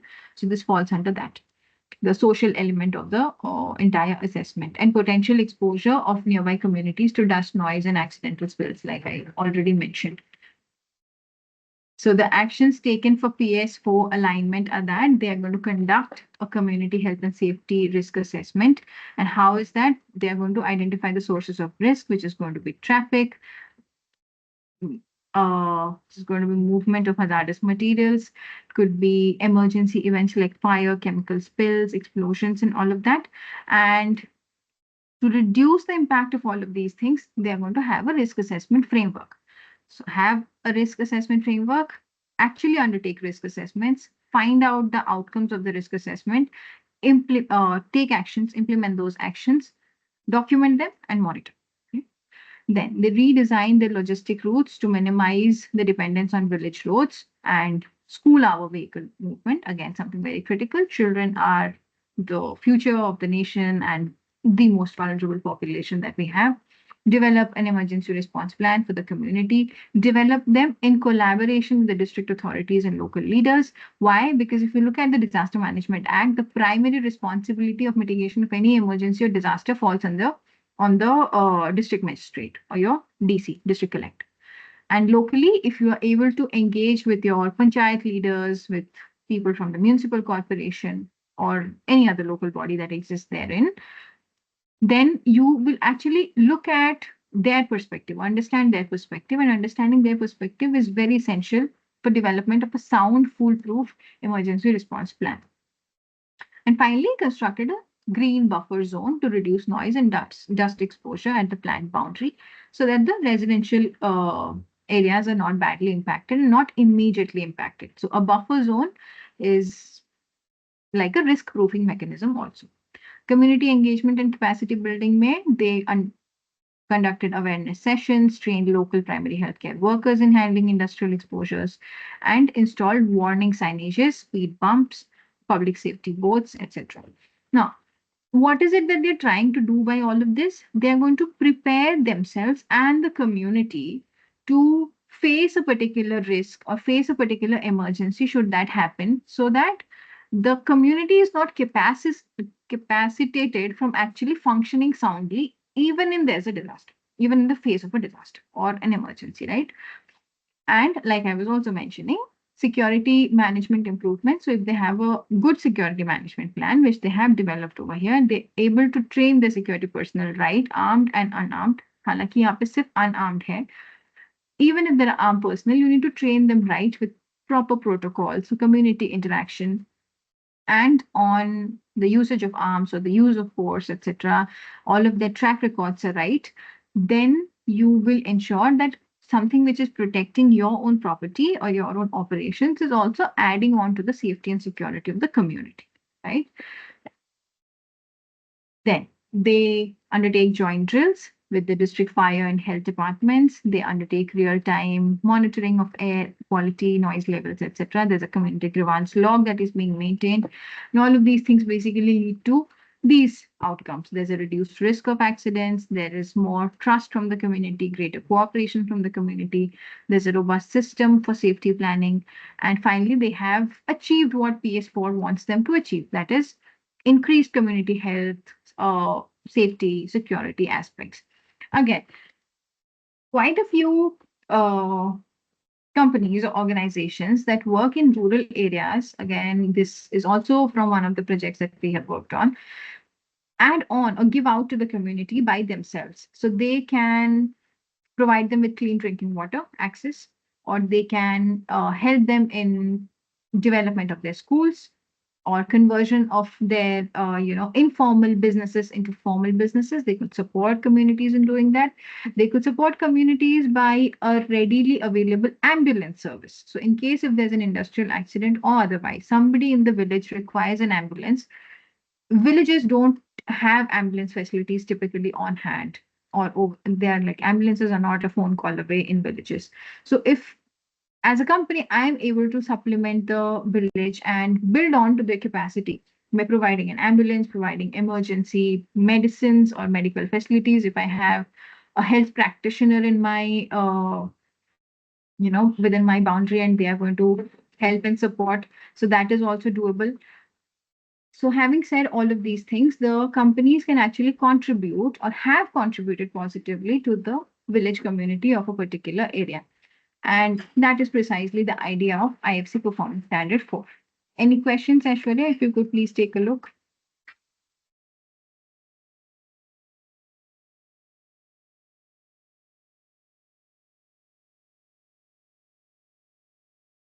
Aishwarya, could you please look at the questions if there are any? Again, I'll just No wait for a minute. questions till now. Okay, maybe I'll wait for a minute. And in case if people have questions, I can take them. Otherwise, we'll move on to PS5.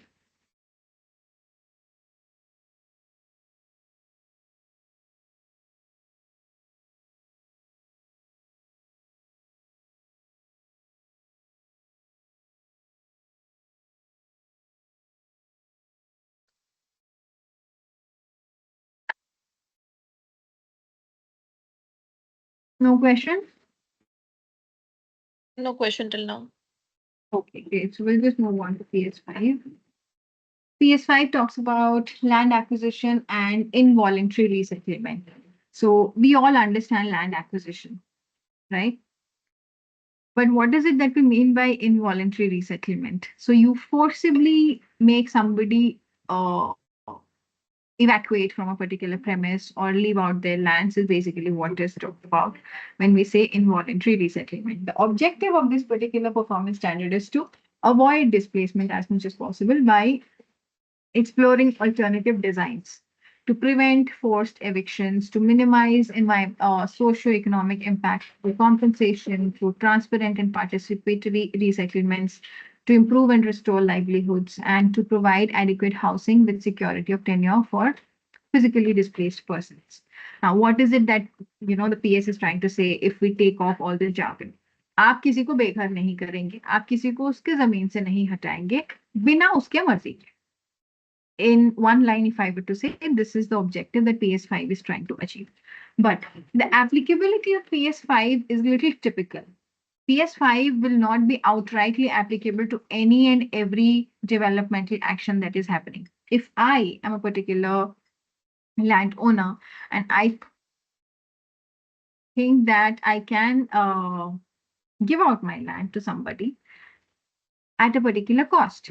I think that let's say Adani is coming up with a solar project next to my land, and I can get like 100 crores by selling out my land, and I am willingly doing it. I've executed the sale deed, I've signed it, stamped it at the registrar's office, and all of that. Now I cannot say that I have been involuntarily removed from my land or I have been expropriated from my land. Okay. So PS5 will not apply to cases of voluntary resettlement. It only applies to cases which have been given below, wherein land acquired via expropriation or compulsory legal procedures. What is it that we mean by expropriation, anyone?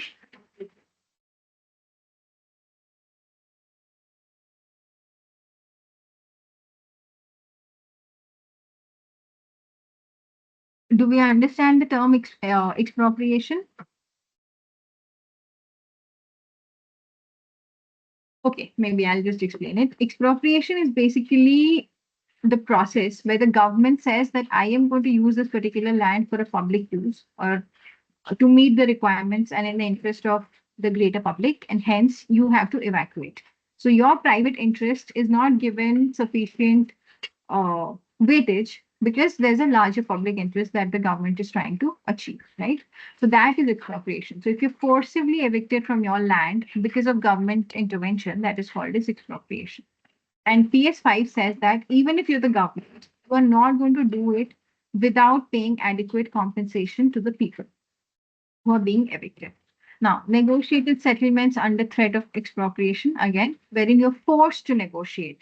Ki sarkar hai, you don't have a say because it's you against the government, right?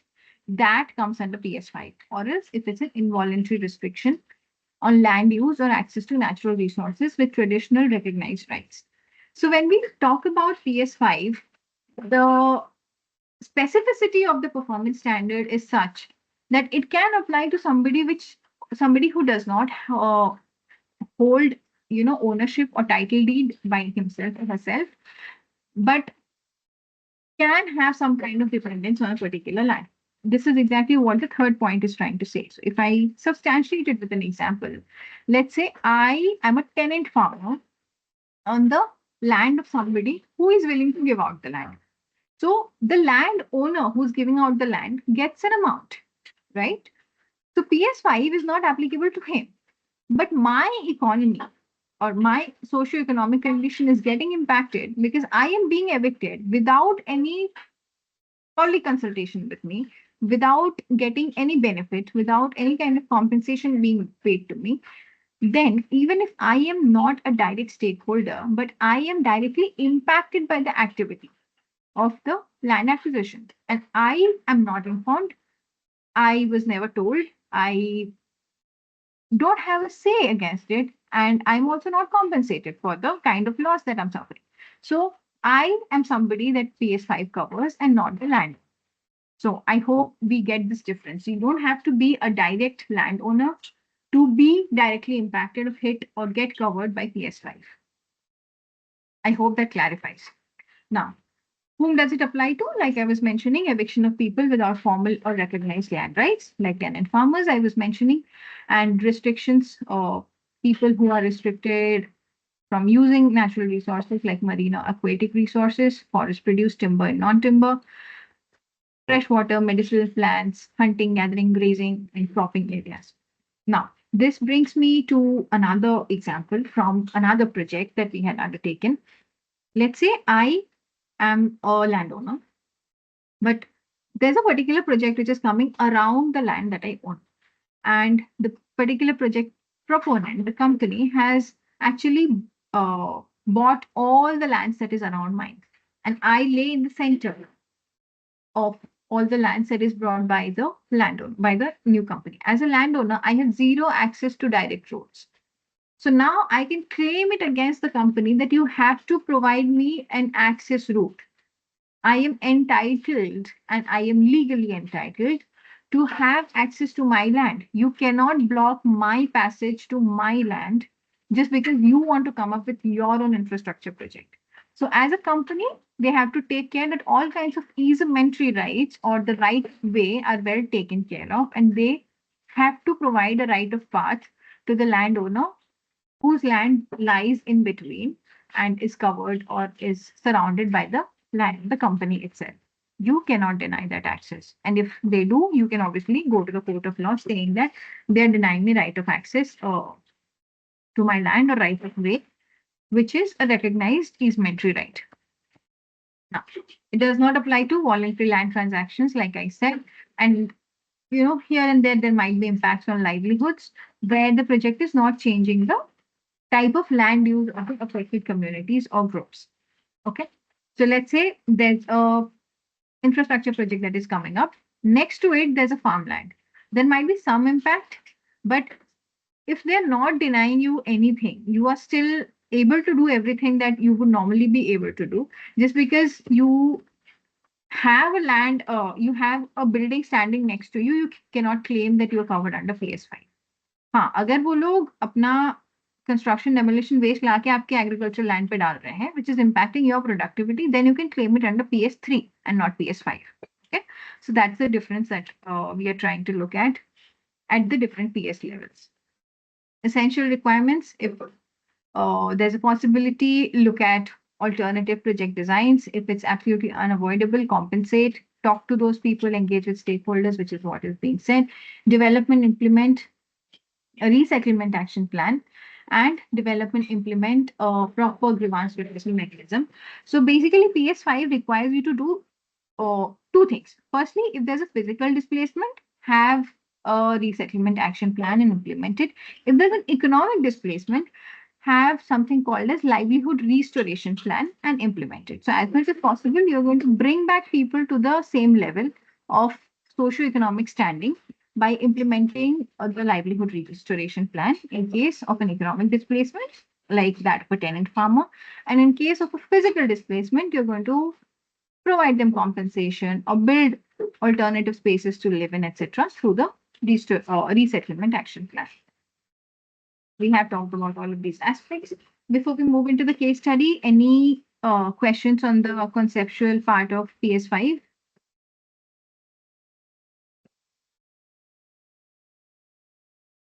If there are any, please go ahead and put it in the chat box. I don't see any questions. Okay, great. So PS5, the case study deals with Renew Power wind energy project. And Renew Power, if we have all, I mean, I'm sure quite a lot of us have heard about it. It's into renewable energy generation, and they're trying to come up with 300 megawatt wind power project across rural sites in Maharashtra. They are largely private owned agricultural lands, and they're trying to convert them, okay, by putting construction and transmission lines into that particular project, which is for generation of wind energy. The socio-economic footprint is huge, and it is being assessed against the requirements of IFC Performance Standard 5. What are the issues identified? That there are multiple small farmers from whom the land is being acquired. The grazing lands can be actually converted for construction purposes, or there might be limited access to grazing lands in village roads to give access to the construction activities. Then lack of formal titles, like the tenant farming aspect that I was mentioning. Then potential livelihood loss, because there would be impact on farming, there can be impact on your pasture land, so that grazing activities would also get impacted. And finally, women groups are getting impacted because there will be reduced access to water points, because in case there's any kind of construction activity which is extremely water intensive, it's generally women who suffer at the end. So what are the actions that are being undertaken? Have a detailed land survey, have a detailed livelihood survey, look at the demographics and the kind of impact your action is going to put on that demographics, and try to take action. So you have to ensure that there is voluntarily, the land that is being given out is given out voluntarily. You pay out the compensation, the stakeholders adequately compensated, adequately consulted. There's a proper livelihood restoration plan so that people who used to depend on that particular land to earn livelihoods are having alternative sources of income. And ways to do that is either you employ them by yourself into your own company, or else you provide cash compensation so that they can survive for a few years without, they can develop their own skills and look for them, be on the lookout for themselves. Or else you provide them skill training or employment on priority basis. Or else you can have negotiated community usage agreements, wherein you can say that, okay, we allow you to have access to a particular pasture land through our property or land for or between these to these hours. So you go down from 10 to 11 and you come back from 6 to 7. So that is a negotiated agreement that you can have with the villager. So all of these aspects or actions were taken. There were stakeholder engagements, then there were compensation tables, land maps, grievance redressal mechanisms, village level resettlement committee, etc. And finally, they could actually solve problems through alternative water access paths, alternative income generation sources. They could zero down upon common grazing grounds, etc. Right? And finally, Jai Didi, koi baat nahi. They could develop a grievance redressal mechanism wherein there was a dedicated village liaison officer who would listen to all the complaints, track them, resolve the issues that have been raised, and there are quarterly audits and impact evaluations to see that what is the impact. हमने कितनी grievances receive करी और हम कितने grievances को effectively resolve कर पाए. So there has to be a record, and finally, once you redress them, you maintain that and you keep on monitoring that aspect. Okay. Outcome क्या हो गया? That they could actually voluntarily acquire all of that land. So there's no involuntary resettlement or involuntary land acquisition. There was no physical displacement, which is an amazing thing. And they could also improve or restore the livelihoods of people as per Performance Standard 5. So the good part is that PS 3, 4, 5K through, we are trying to solve different aspects that relate to environment, that relate to community, or that relate to land acquisition and the impact on so many stakeholders, direct or indirect. So if we are actually able to develop plans,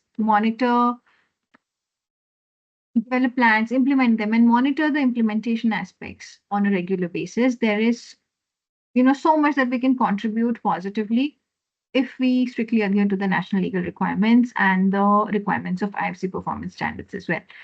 And hence, any kind of activity that is financed by IFC directly or indirectly is benchmarked against your IFC performance standards. So that being said, I will take your leave and over to you, Eraj. In case if there are questions for PS345, I am happy to take them. Otherwise, Eraj can take over.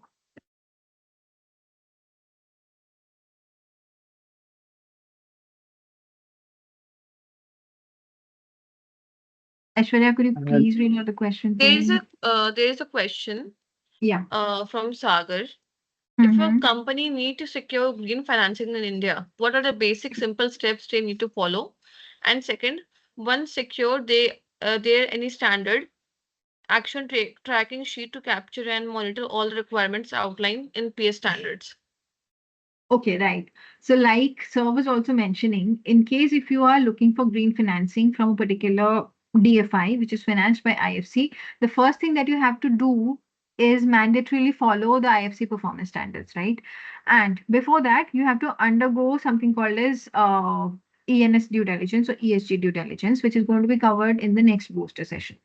So, you have to undergo a due diligence process wherein a third party, an independent third party consultant, is appointed to carry out the due diligence for you.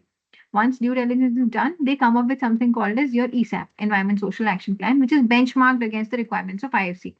Now, they will give out a list of actions for you to implement.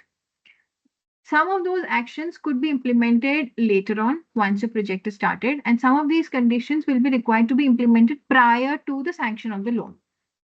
Let's say something as basic as you want to come up with a solo, or let's say an infrastructure project or residential project, and you have security personnel, but you have no idea whether the security agency has a pasara license or no. So the condition precedent is that you ensure that the security agency through which you have appointed the security guards have a pasara license. You procure that license. In case they don't have, you change the security agency. That could be a condition precedent. Condition subsequent क्या हो सकता है कि जब आप development करोगे तब आप रेन वाटर हार्वेस्टिंग करोगे. You will eventually implement into your infrastructure modes of rainwater harvesting or mechanisms for rainwater harvesting. ठीक है? So there are condition precedents that need to be followed a priori and condition subsequent जो कि बाद में आप follow कर सकते हो आपके development के दौरान.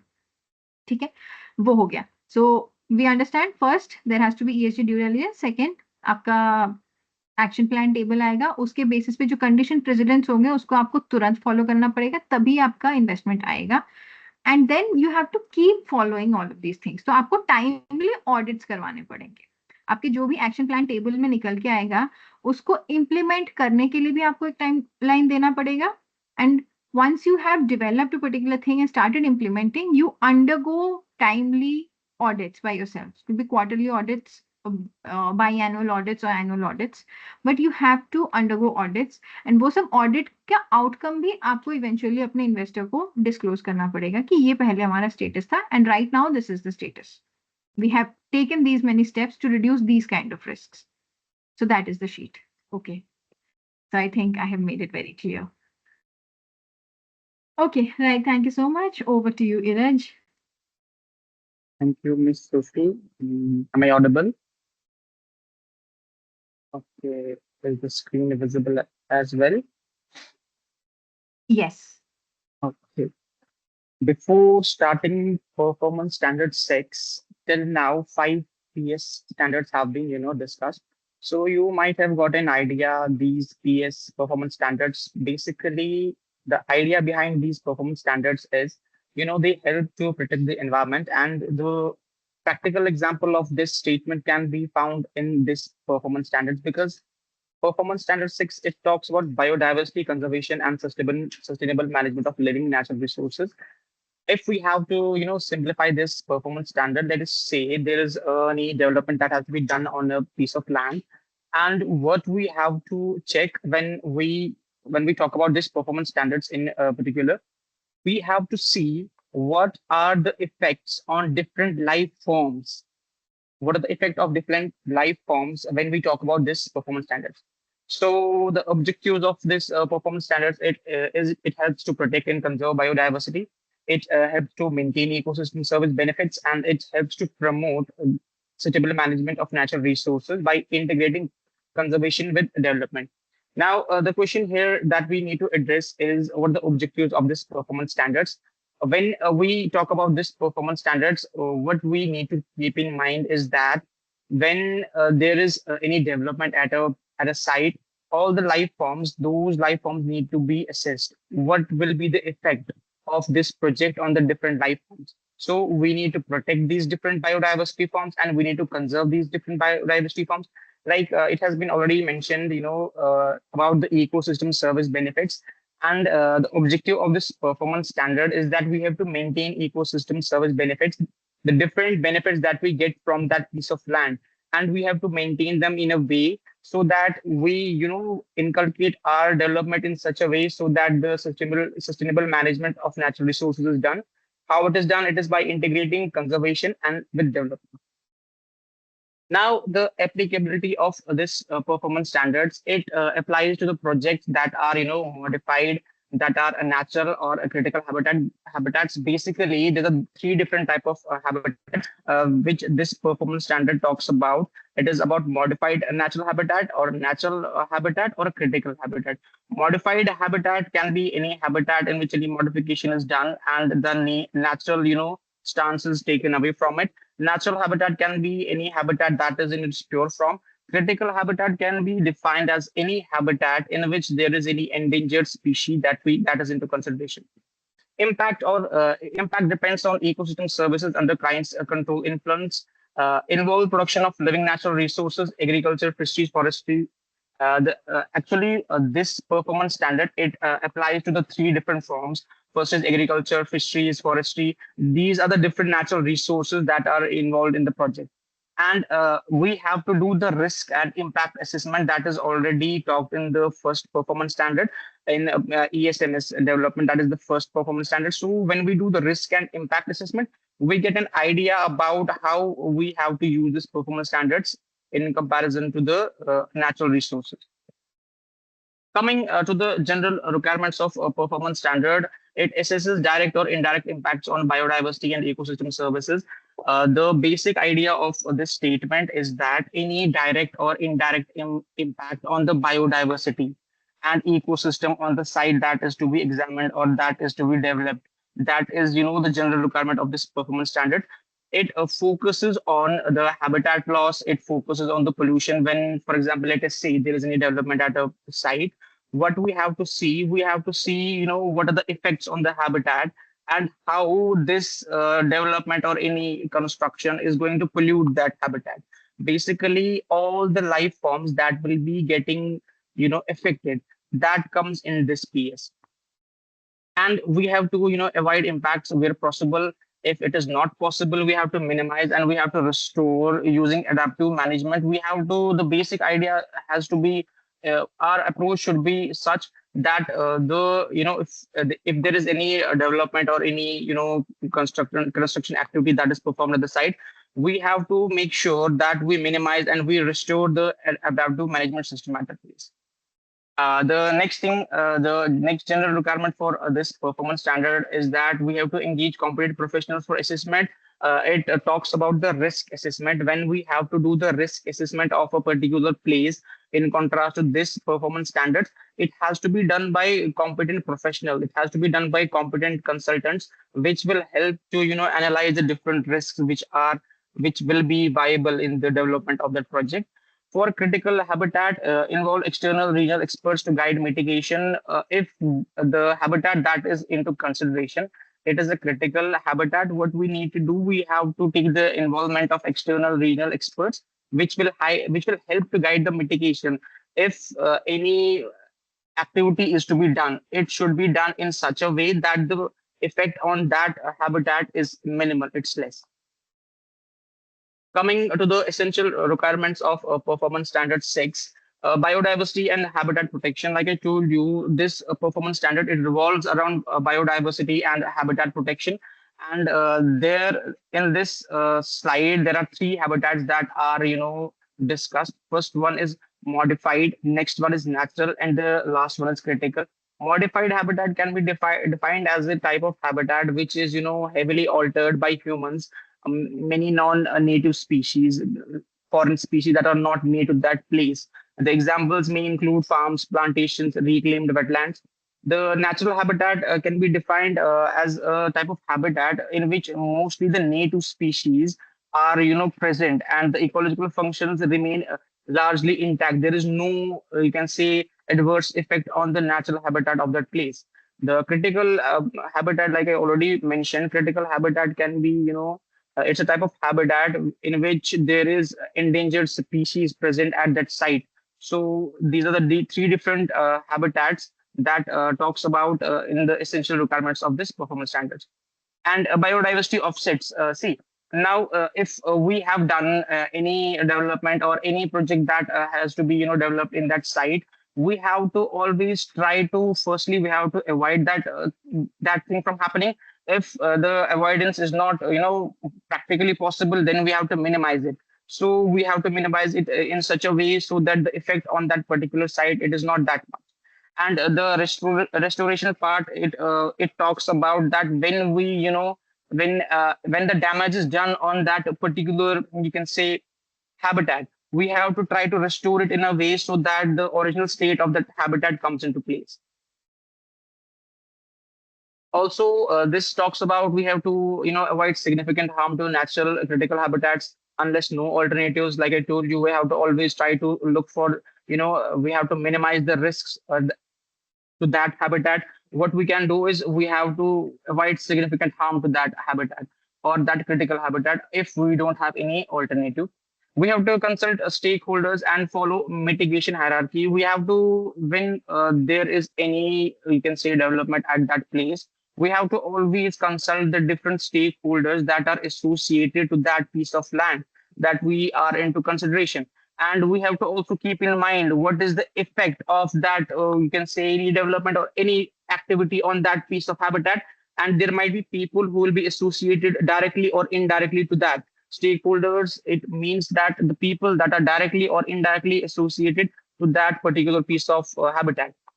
And the our aim should be such that we should aim for no loss in natural habitats. We should prepare a biodiversity action plan for critical habitats in which a definite plan has to be made, and all the all the aspects need to be catered in different ways. In protected areas, what we need to do, we need to get legal approvals, we need to follow management plans, and we need to support conservation, because our idea is such, if we have to do, if there is a, you can say, particular damage to that habitat, we have to always try to minimize the effects, and the best way to do is we have to support conservation of that habitat in a way so that the risk to that habitat is minimal.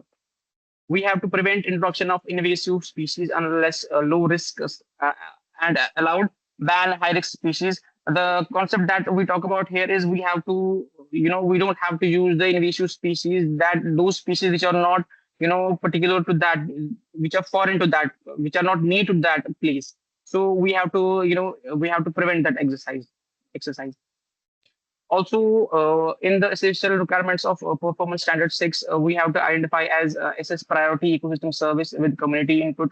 When we have to deal with a particular habitat, we have to always take a consultation of the different community, of all the different stakeholders that are associated with that habitat.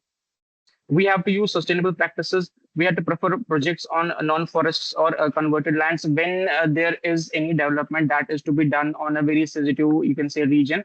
We should, our approach should be such, according to this PS, that we have to always firstly look that the development should not be done in forested areas, or we should prefer, converted land. And we have to verify supply chains to avoid supporting habitat loss. Now the case study which will with which we can understand the essence of this performance standards practically is NHPC Limited. We know hydropower plant.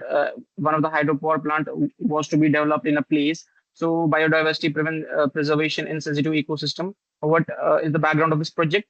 NHPC, they plan to develop a runoff river hydro project in the upper reaches of Arunachal Pradesh, where it's a region which is rich in endemic flora and fauna. The project was to be developed in a very ecologically sensitive zone. So there's a different definite type of fish, migratory fish, that was involved in the project, and there were different vulnerable species which was getting affected at that project site, hence triggering the need for this performance standards. The project was assessed against performance standard 6 due to its potential impact on biodiversity and natural habitats. Like I told you, on this project, when this project was to be developed, and it was a project which was developed by NHPC Limited, and it was a runoff river hydro power project in upper reaches. So there was a definite, migratory fish which was getting affected, and there were other vulnerable species which was getting affected, hence triggering the need for this performance standard. Key issues identified during baseline studies. It was, this when the baseline study for this project was done, it was identified that this project was located adjacent to a critical habitat with rare and endangered species. The risk for disturbing aquatic biodiversity, especially migratory fish, due to changes in water flow and sediment transport, was observed, and forest land diversion affecting natural corridors used by wildlife. These are some of the aspects that were identified when the baseline study for this project was done. So, limited baseline ecological data on species composition and seasonal migration. Now, the actions that were taken for PS6 alignment, the steps that were taken for this performance standard. What they had done, they had conducted a critical habitat assessment using third-party biodiversity specialists. They have developed a biodiversity action plan in line with mitigation hierarchy, avoidance of a sensitive zone, that is changing dam alignment. We know when a dam is constructed, a lot of flora and fauna of that place is disturbed. So they try to avoid the construction of this project in a highly sensitive zone. Minimization of habitat disturbance through timely construction in non-breeding seasons. So what was done, there was a minimum disturbance through timely construction. Actually, this point revolves around the fact that, like I told you, there was that migratory fish, one migratory fish. So that migratory fish used to breed in a particular season. So you can say the timing of the construction of this project was done in such a way, there it was done in non-breeding season. Their breeding time was not affected, hence not triggering, in a way you can say, creating the need for biodiversity. Restoration of temporary construction zone post project, offsetting with conservation support in nearby forest patches. When I told you about this particular performance standards, when if there is a development to be done in a critically endangered zone, what we have to look for, we have to look for how we can conserve that place in a way. So offsetting was done in comparison to this project in a nearby forest patches. Implemented an environmental flow regime to maintain downstream aquatic health. They implemented an environmental flow regime to maintain the downstream aquatic health. In this, what they did, they developed a sort of flow regime in which they, they catered this, we can say, this condition. They helped the fish to move upstream, and there they did their breeding. Hence, they did not disrupt the ecology of that place. See. Species conservation initiative, like I was telling, like I told you in the last point, they constructed a fish ladder and a migration corridor to allow upstream movement of migratory fish. They partnered with local research institutes to conduct species monitoring and habitat mapping. They supported establishment of community-run biodiversity conservation zone adjacent to the project site. So these are all the conservation initiatives that were, implemented by the NHPC to cater to come in line with Performance Standard 6. Community and stakeholder engagement. What they did, they conducted biodiversity awareness program in villages and schools. They involved local communities in biodiversity monitoring and reforestation programs using native species. We know when the construction was to be done, a lot of deforestation would have been done. So what they did, they tried reforestation programs in nearby areas so that the ecology of that place is not disturbed. They shared ecological monitoring results publicly to build transparency and trust. So what they did, whatever they did in that project, they tried to be transferable. They totally were transferable so that they could build the trust among the local stakeholders of that place. Monitoring and long-term management, they established a biodiversity monitoring unit at the project site. Periodic monitoring of what they did, they periodically monitored the indicator species, that is fish, bird, and mammal species, that is all the biodiversity that was affected with the construction of this dam. So they did indicator species. In this, they tried to see the shift in the normal patterns of the different fishes, of different birds and mammals present at that site. Forest regeneration success. So, like I told you, what was done in this PS is that in this case is that they tried to, conserve the damage that was done in a way they had to reforest. They try to do the reforestation. So what they did, they tried to, you can say, in a way cater this. They try to tackle this by forest regeneration success, water quality and aquatic vegetation, annual third-party biodiversity audit and adaptive management plan updates. In this, what they did, they tried third-party biodiversity audit and adaptive management plan updates. Now, outcomes and IFC PS6 alignment avoided direct impacts on critical habitats and reduced indirect pressure through design changes. Like I told you, there was that particular fish that whose breeding was getting affected. They developed a different fish ladder, and they developed another technique with which they avoided the direct impact on the critical habitat of that place. They strengthened ecological connection and local conservation capacity, achieved a strong compliance with IFCPS6, contributing to project's international bankability and ecological credibility. Whenever, for example, this project was to be developed, the goal of the developer in a way was to get finance from IFC. So they have to be in line with this with all the performance standards. So with the help of with catering the, you can say, IFC Performance 6, all the problems, they were getting that finance from the IFC as well. Now, the key takeaway from this case is that it shows that the sensitive infrastructure projects can align with IFCPS6, like we saw in this case, how the sensitive infrastructure project, like in our case, it was a dam, how they could align, they did different techniques, they did different studies, they did different audits with which they were in alignment with the performance standard 6 through ecological planning, habitat conservation measures, and strong community engagement. Also, we saw to build transparency and trust, all the local community stakeholders holders were engaged in all the processes, and a complete transparency was built. So in this way, they were, we can say, they tackled all the, we can say, the drawbacks that were in line with IFC Performance Standard 6. The next performance standard that we have to talk about, it is indigenous people. Now let us talk about in this way, if there is a development to be done on a piece of land, and when there is a development done to be on that piece of land, there is a particular sect of people living. Indigenous people refers to those people that are living on that piece of land on for a quite long time. Their forefathers must be living on that place. Legally, it might not be documented in a way that they have that piece of land under their control. But the thing is, sometimes we have to, you can say, we have to think about people as well. People, we have to think about people as well, and we have to respect this as well.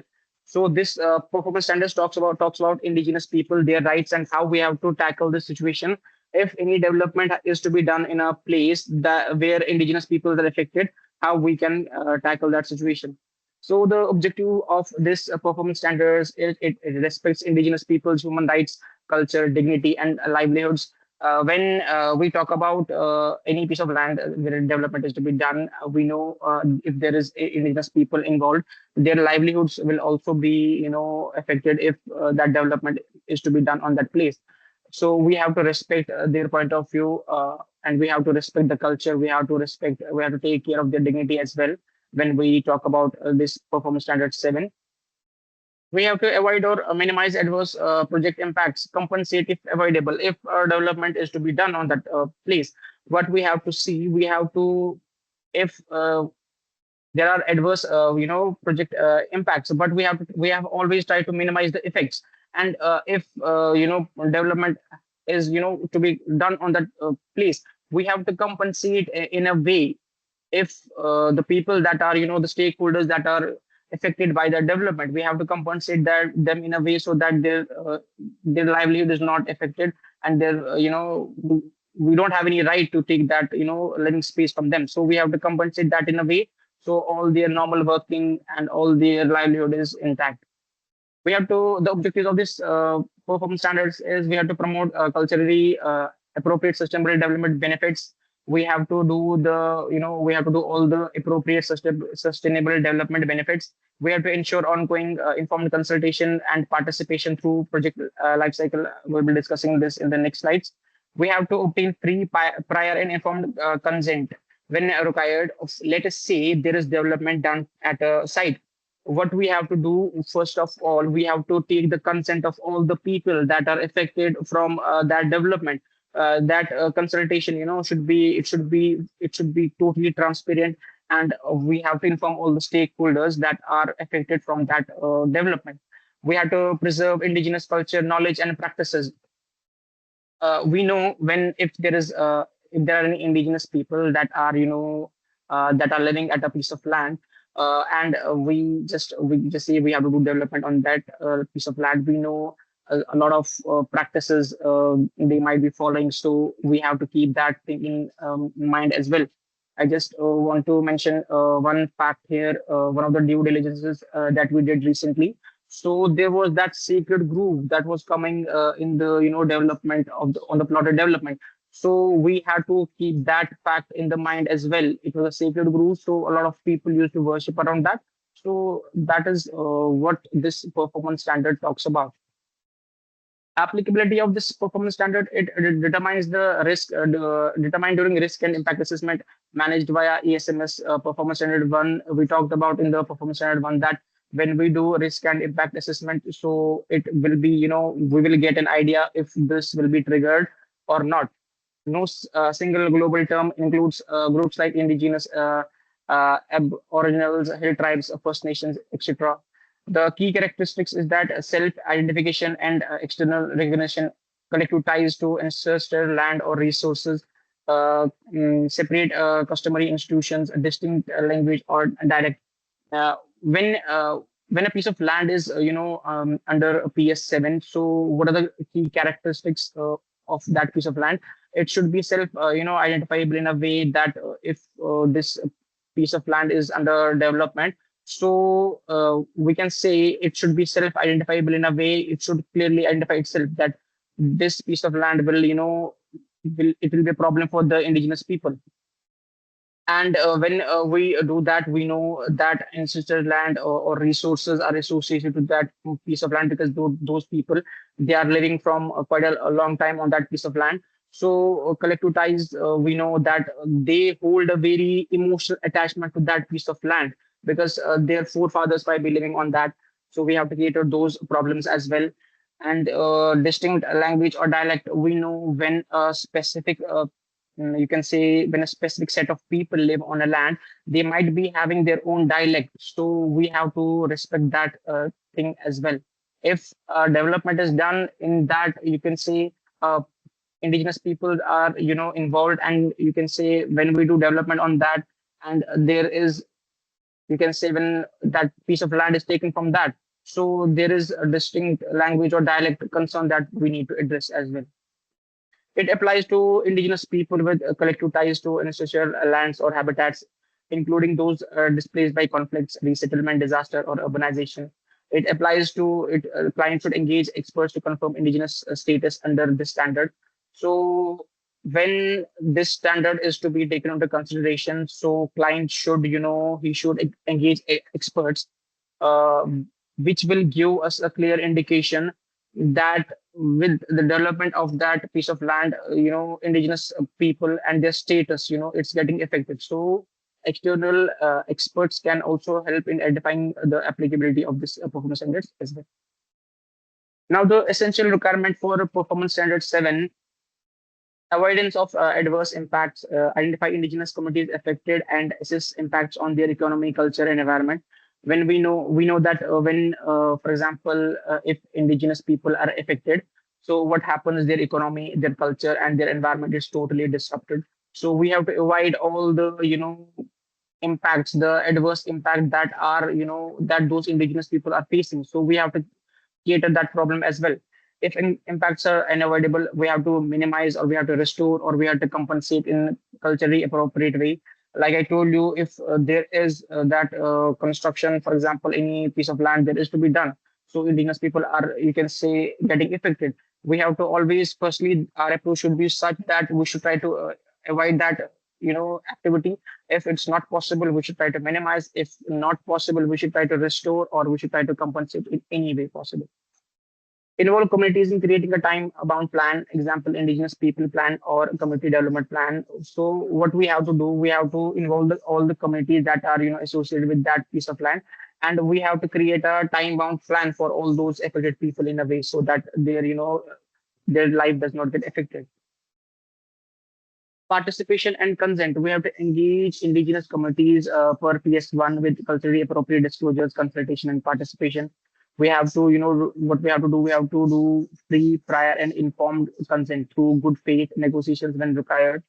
So FPIC is one of the terms that we need to follow when we have to, talk about PS7. Now, talking about essential requirements of this performance standards, when this performance standard is needed, projects affected indigenous land or resources under customary use or traditional ownership. If any project that affects indigenous land or resources, so this PS get triggered.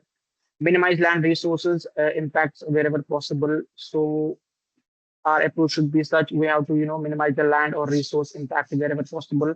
If any development is to be done on that piece of land, so we have to always minimize the land or resource impact whichever way possible. We have to review all property and resource use, include women roles. We have to review all the property and the resource use of all those indigenous people that are associated with that piece of land. And we have to include women's role in that thing as well. We can't ignore women in that case. We have to inform communities of their legal land rights. We have to provide fair compensation alternatives and benefit sharing. What our approach should be such that fair compensation should be provided, or alternatives should be looked at, and benefit sharing should be done. Ensure ongoing access to resources, or offer alternatives. What should our approach should be such that if a piece of land is getting, if a sect of people is getting, you can say, displaced by fire construction, what we need to do, we need to keep our approach in such a way that they should get that access to all the resources, or we should offer alternatives. Relocation of indigenous people. Now we are talking about relocation. If there is a piece of land and these people are getting affected, now the approach is, what we have talked about is relocation. We have to avoid relocation of indigenous people from traditional lands and resources. We know when any indigenous person is living on a piece of land, they develop that, we can say, a lot of essence to that piece of land, because there are many traditions involved, and that is the place they were born. So we have to, you can say, we have to avoid relocation at first place of all the, you can say, of all the people, and we have to cater this problem as well. If it is unavoidable, what we have to do, we have to proceed with FPIC and follow PS5 rules, including the right to return if possible. Critical cultural heritage for commercial use of indigenous cultural heritage, inform communities about their rights, project scope, and impacts. We have to obtain FPIC. We have to ensure fair and culturally appropriate benefit sharing. The essential requirements of PS7 mitigation and benefits. We have to identify mitigation measures and sustainable, culturally appropriate development benefits with indigenous people, ensure fair and timely delivery. What we have to do in this, we have to, we have to just look at the mitigation way. If there is any, we can say, effect on those people, we have to try to mitigate the effect in a way, in whatever way possible. In short, we have to try to, reduce the effect on the on that set of people which are getting affected. Compensation, when we have to respect indigenous customs and social structures, ensure equitable distribution, whether individual or collective. We have to look at the compensation aspect as well. If a particular set of people is getting displaced, we have to provide them compensation in a way so that all the basic needs and their basic right is catered, tackled in every way. Project benefits tailor benefits to indigenous needs, culture, and sustainable resource use. If any development is to be done on that place, so we have to keep in mind the indigenous needs or the culture of those people that are living on that place, and we have to use sustainable resources as well. Government role. What is the role of government according to this PS? Where government leads collaborate to support planning, execution, and monitoring, develop a joint covering FPIC entitlement gaps and responsibilities. Actually, this talks about the role of government. Government, they have to support in planning, execution, and monitoring, and they have to, they have to do that transparency in terms of responsibilities, entitlements, and gaps. Now, the case study that talks about performance standard 6, with this will give a good idea.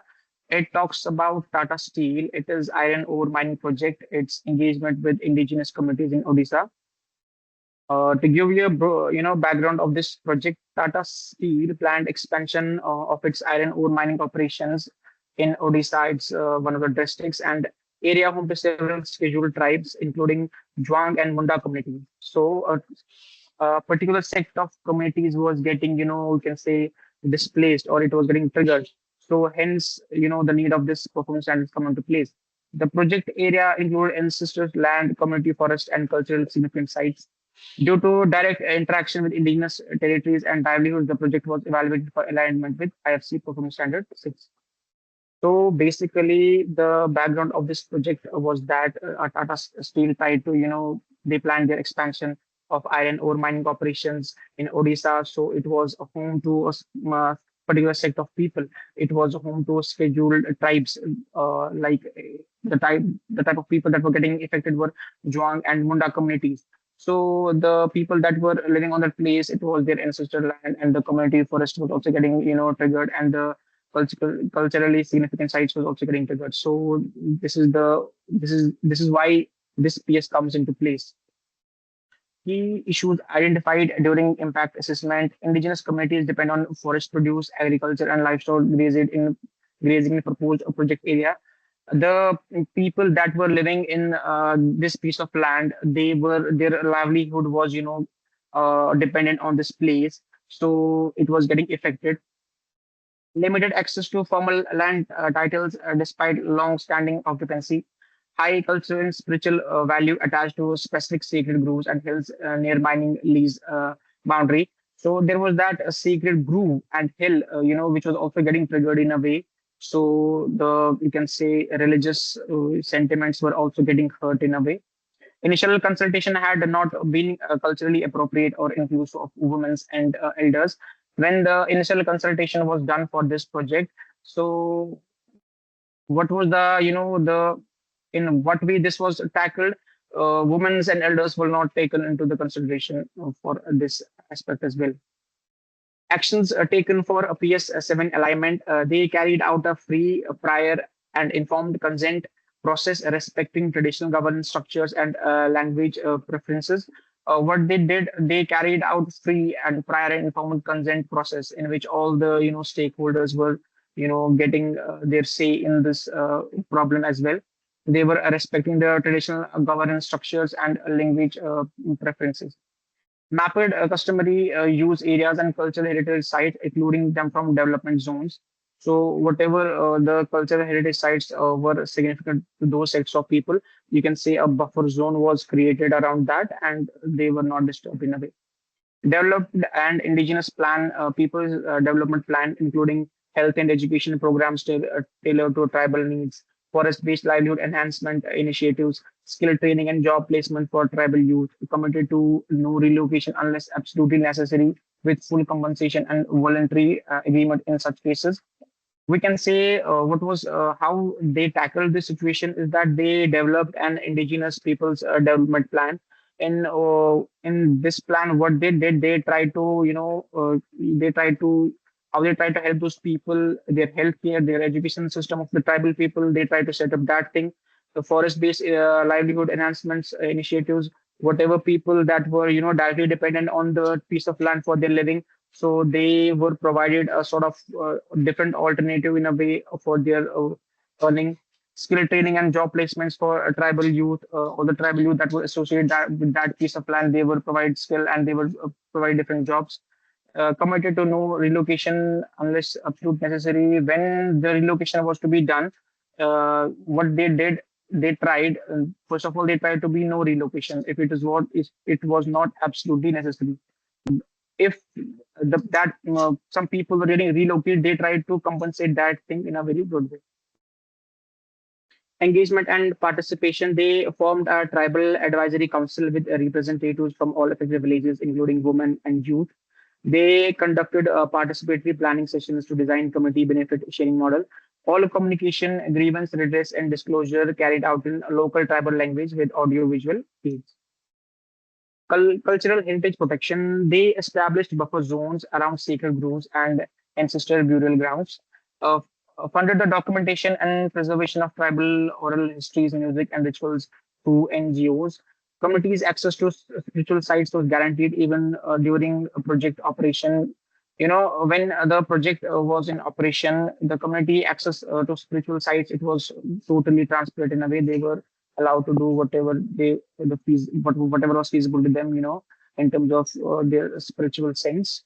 So monitoring and adaptive management, they implemented a community-led monitoring program to track project impacts on land, water, and livelihoods. Annual social audits conducted with participation of tribal initiatives. What they did in terms of monitoring and adaptive management, they try to do social audits in which the participation of tribal representatives was taken into care.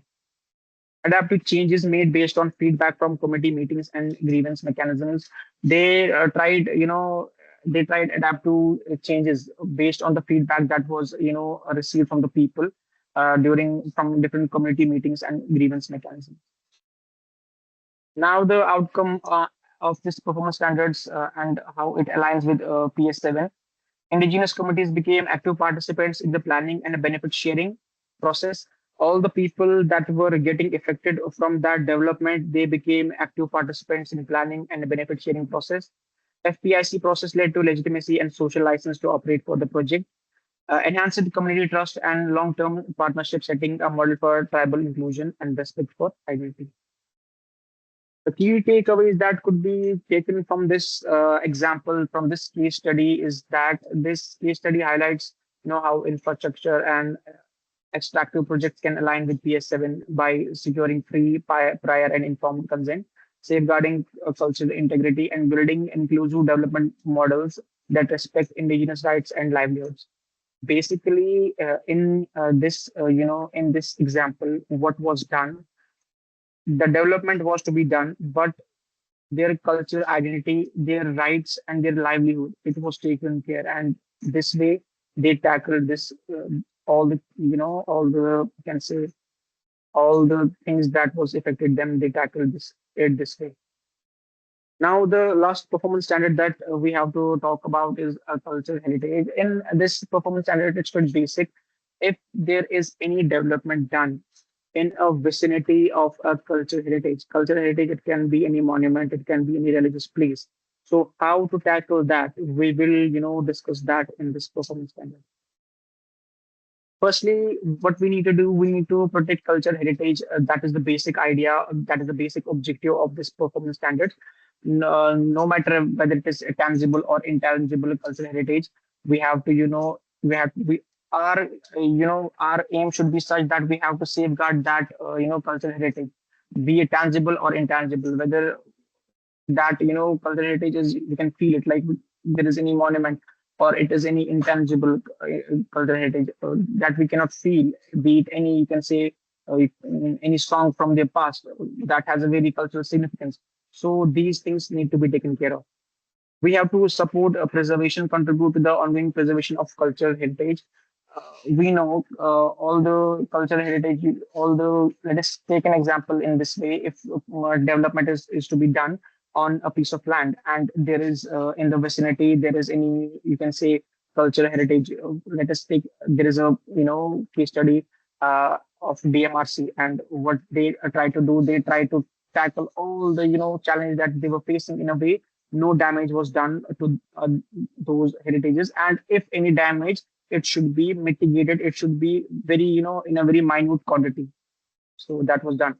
Equitable benefit sharing, ensure fair sharing of benefits when cultural heritage is used for commercial or other purposes. The applicability of this performance standard, it applies to cultural heritage impacts identified during the risk assessment, manage it through the client's ESMS. It applies to cultural heritage through this client's ESMS. Cultural heritage of indigenous people is covered in performance standards 7, like we talked about previously about that. Essential requirements of this performance standards is it has to protect, it follows law and use experts, especially for critically or non-replaceable heritage. We have to chance finds, stop work if found, assess before continuing. For example, if there is any development done in a place that is in the vicinity of a cultural heritage, and if any, you can say anything that is found that is buried in the ground, what we have to do, we have to stop the work abruptly, we have to stop the work at once, and we have to assess that situation before continuing. That's what it says actually. We have to consult, we have to involve communities and authorities, we have to access, ensure ongoing or safe alternative site access. Essential requirements of performance standards 8, replaceable heritage. It talks about the essential requirements. The first category it talks about replaceable heritage. We have to avoid impacts wherever possible. If it is unavoidable, we have to minimize and we have to restore to in situ or elsewhere. We have to remove any as per established methods. We have to compensate if restoration isn't feasible. So basically, in terms of replaceable heritage, what we have to do, our aim should be such that the impact that is that will be felt on the cultural heritage, it should be, firstly it should be very less. If it is an unavoidable, then we have to minimize or we have to restore to other ways. We have to do a development in some other place. We have to remove as per any established methods, or we have to compensate if restoration isn't feasible. For a non-replaceable heritage, remove only if no viable alternative exists. So if we have to, we can say remove that heritage, we have to only do that if there is no practically alternative exists for that sort of case, and benefits must outweigh the heritage lost. If we have to extract any non-replaceable heritage, the benefit of extracting that, it should outweigh the heritage loss. So if we are doing some damage to any heritage, it should outweigh its loss, and it should be very much beneficial to the people and to the community as well. Best which we always have to use the best techniques for removal, like in this case study, we have talked about DMRC, and in that case study we have talked about different ways in which we tackle different problems that were observed at different places. We will talk about that in the further slides. Essential requirements of PS8, critical cultural heritage. Critical cultural heritage refers to any heritage which we can't do anything to. There is no chance at all that we can do any development in the vicinity of that. What we have to do, we have to avoid damaging or removing critical cultural heritage, internationally recognized or legally protected.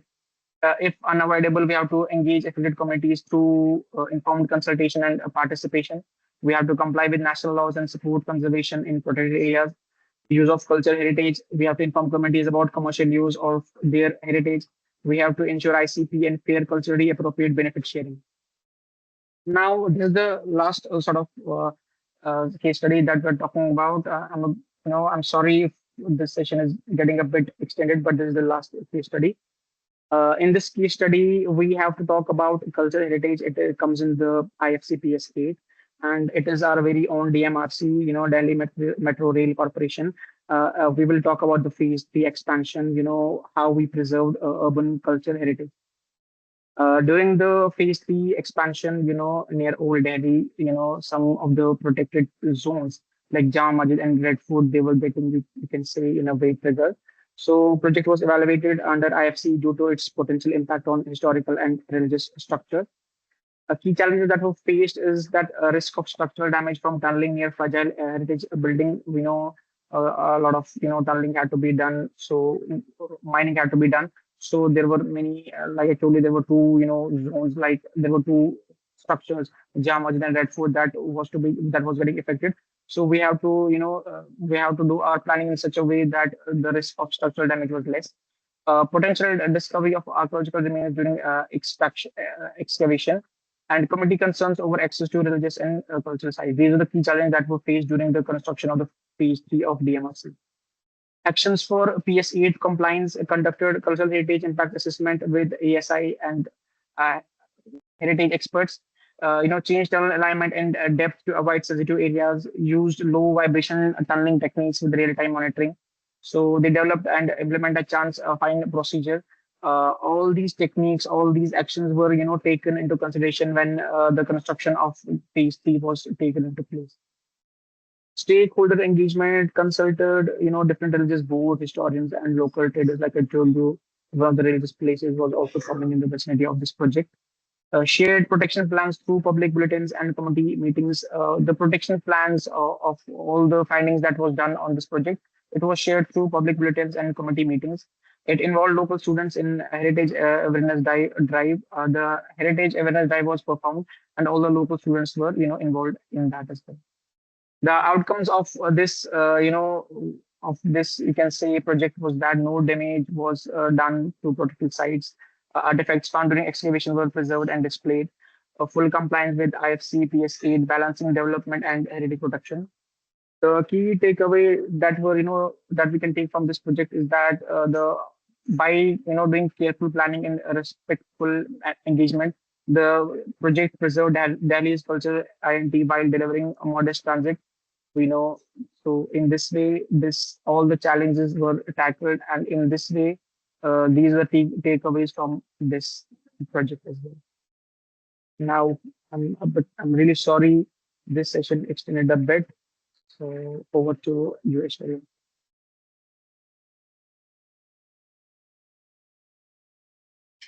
Thank you, Iraj. I think now we can have some question and answers from the participants.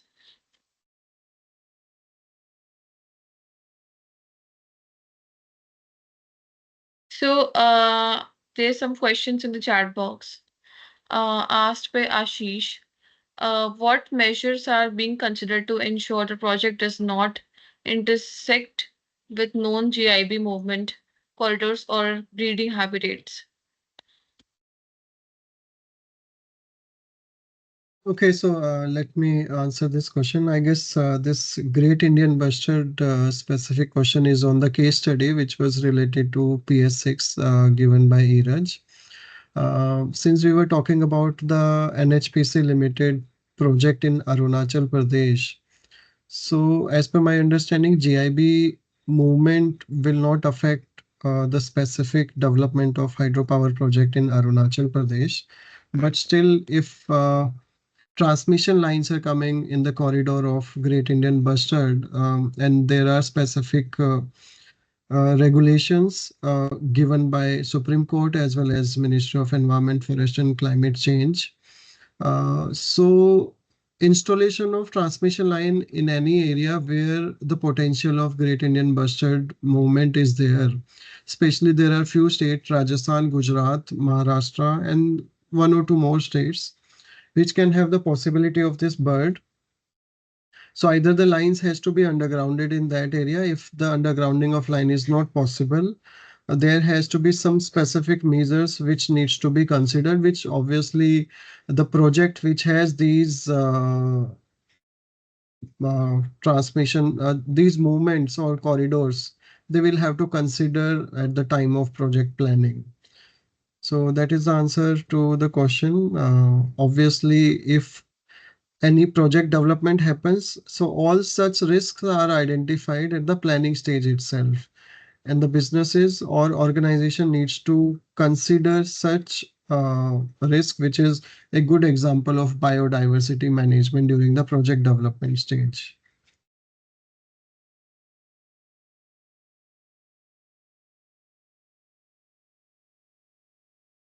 Iraj, you can share the screen, and I'll request all to come on the camera. Naman, you can give the rights so people can see and speak with each other.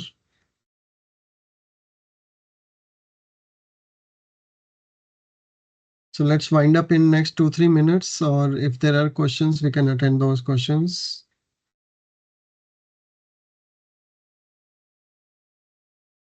Thank you very much for attending the session. So the time got extended, but still, if there are any question you want to have, anything you want to share about the session, because IFC Performance Standard makes the basis of entire ESG due diligence exercise, and that is our next session, which we are doing at the same time on the coming Saturday, that is on 26th of July.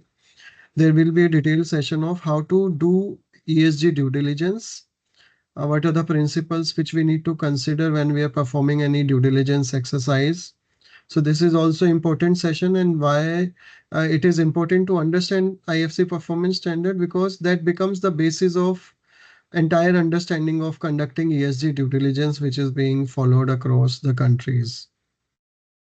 So open to everyone, you can attend this session. Do register yourself in that next ESG booster session. So now if there are questions related to any part of the today's session, we can take up that.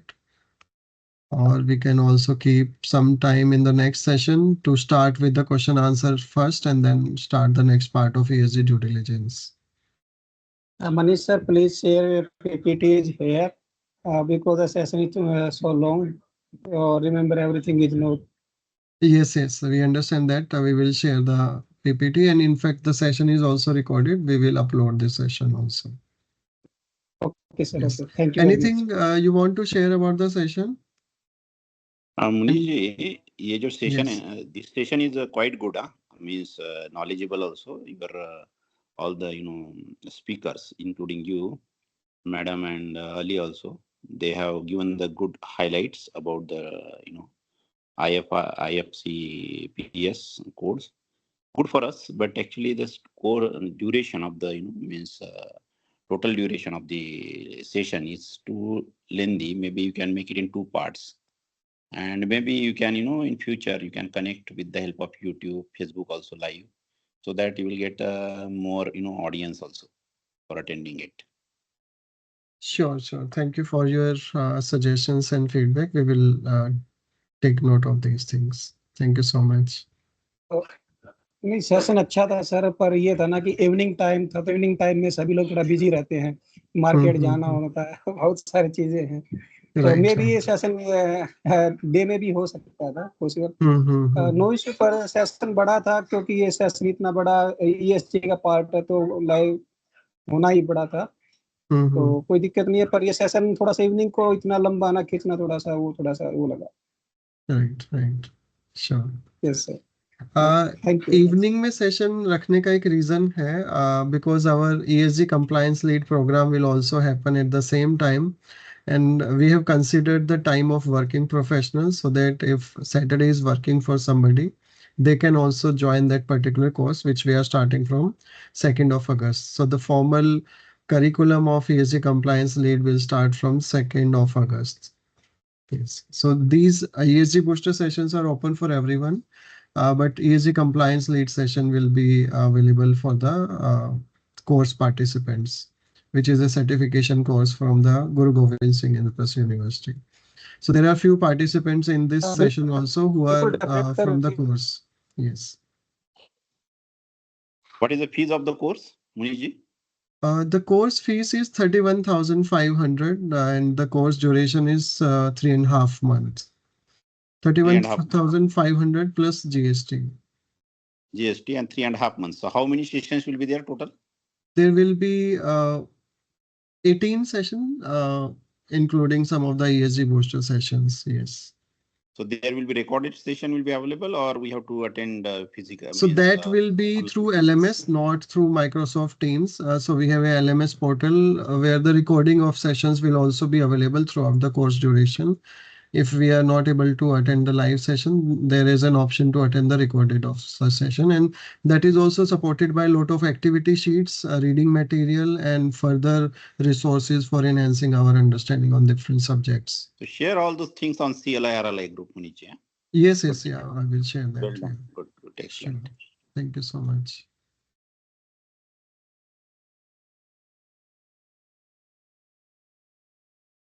Okay, so if there are no questions, thank you so much for being patient and sparing your weekend evening with this investment of learning. Thank you so much, everyone.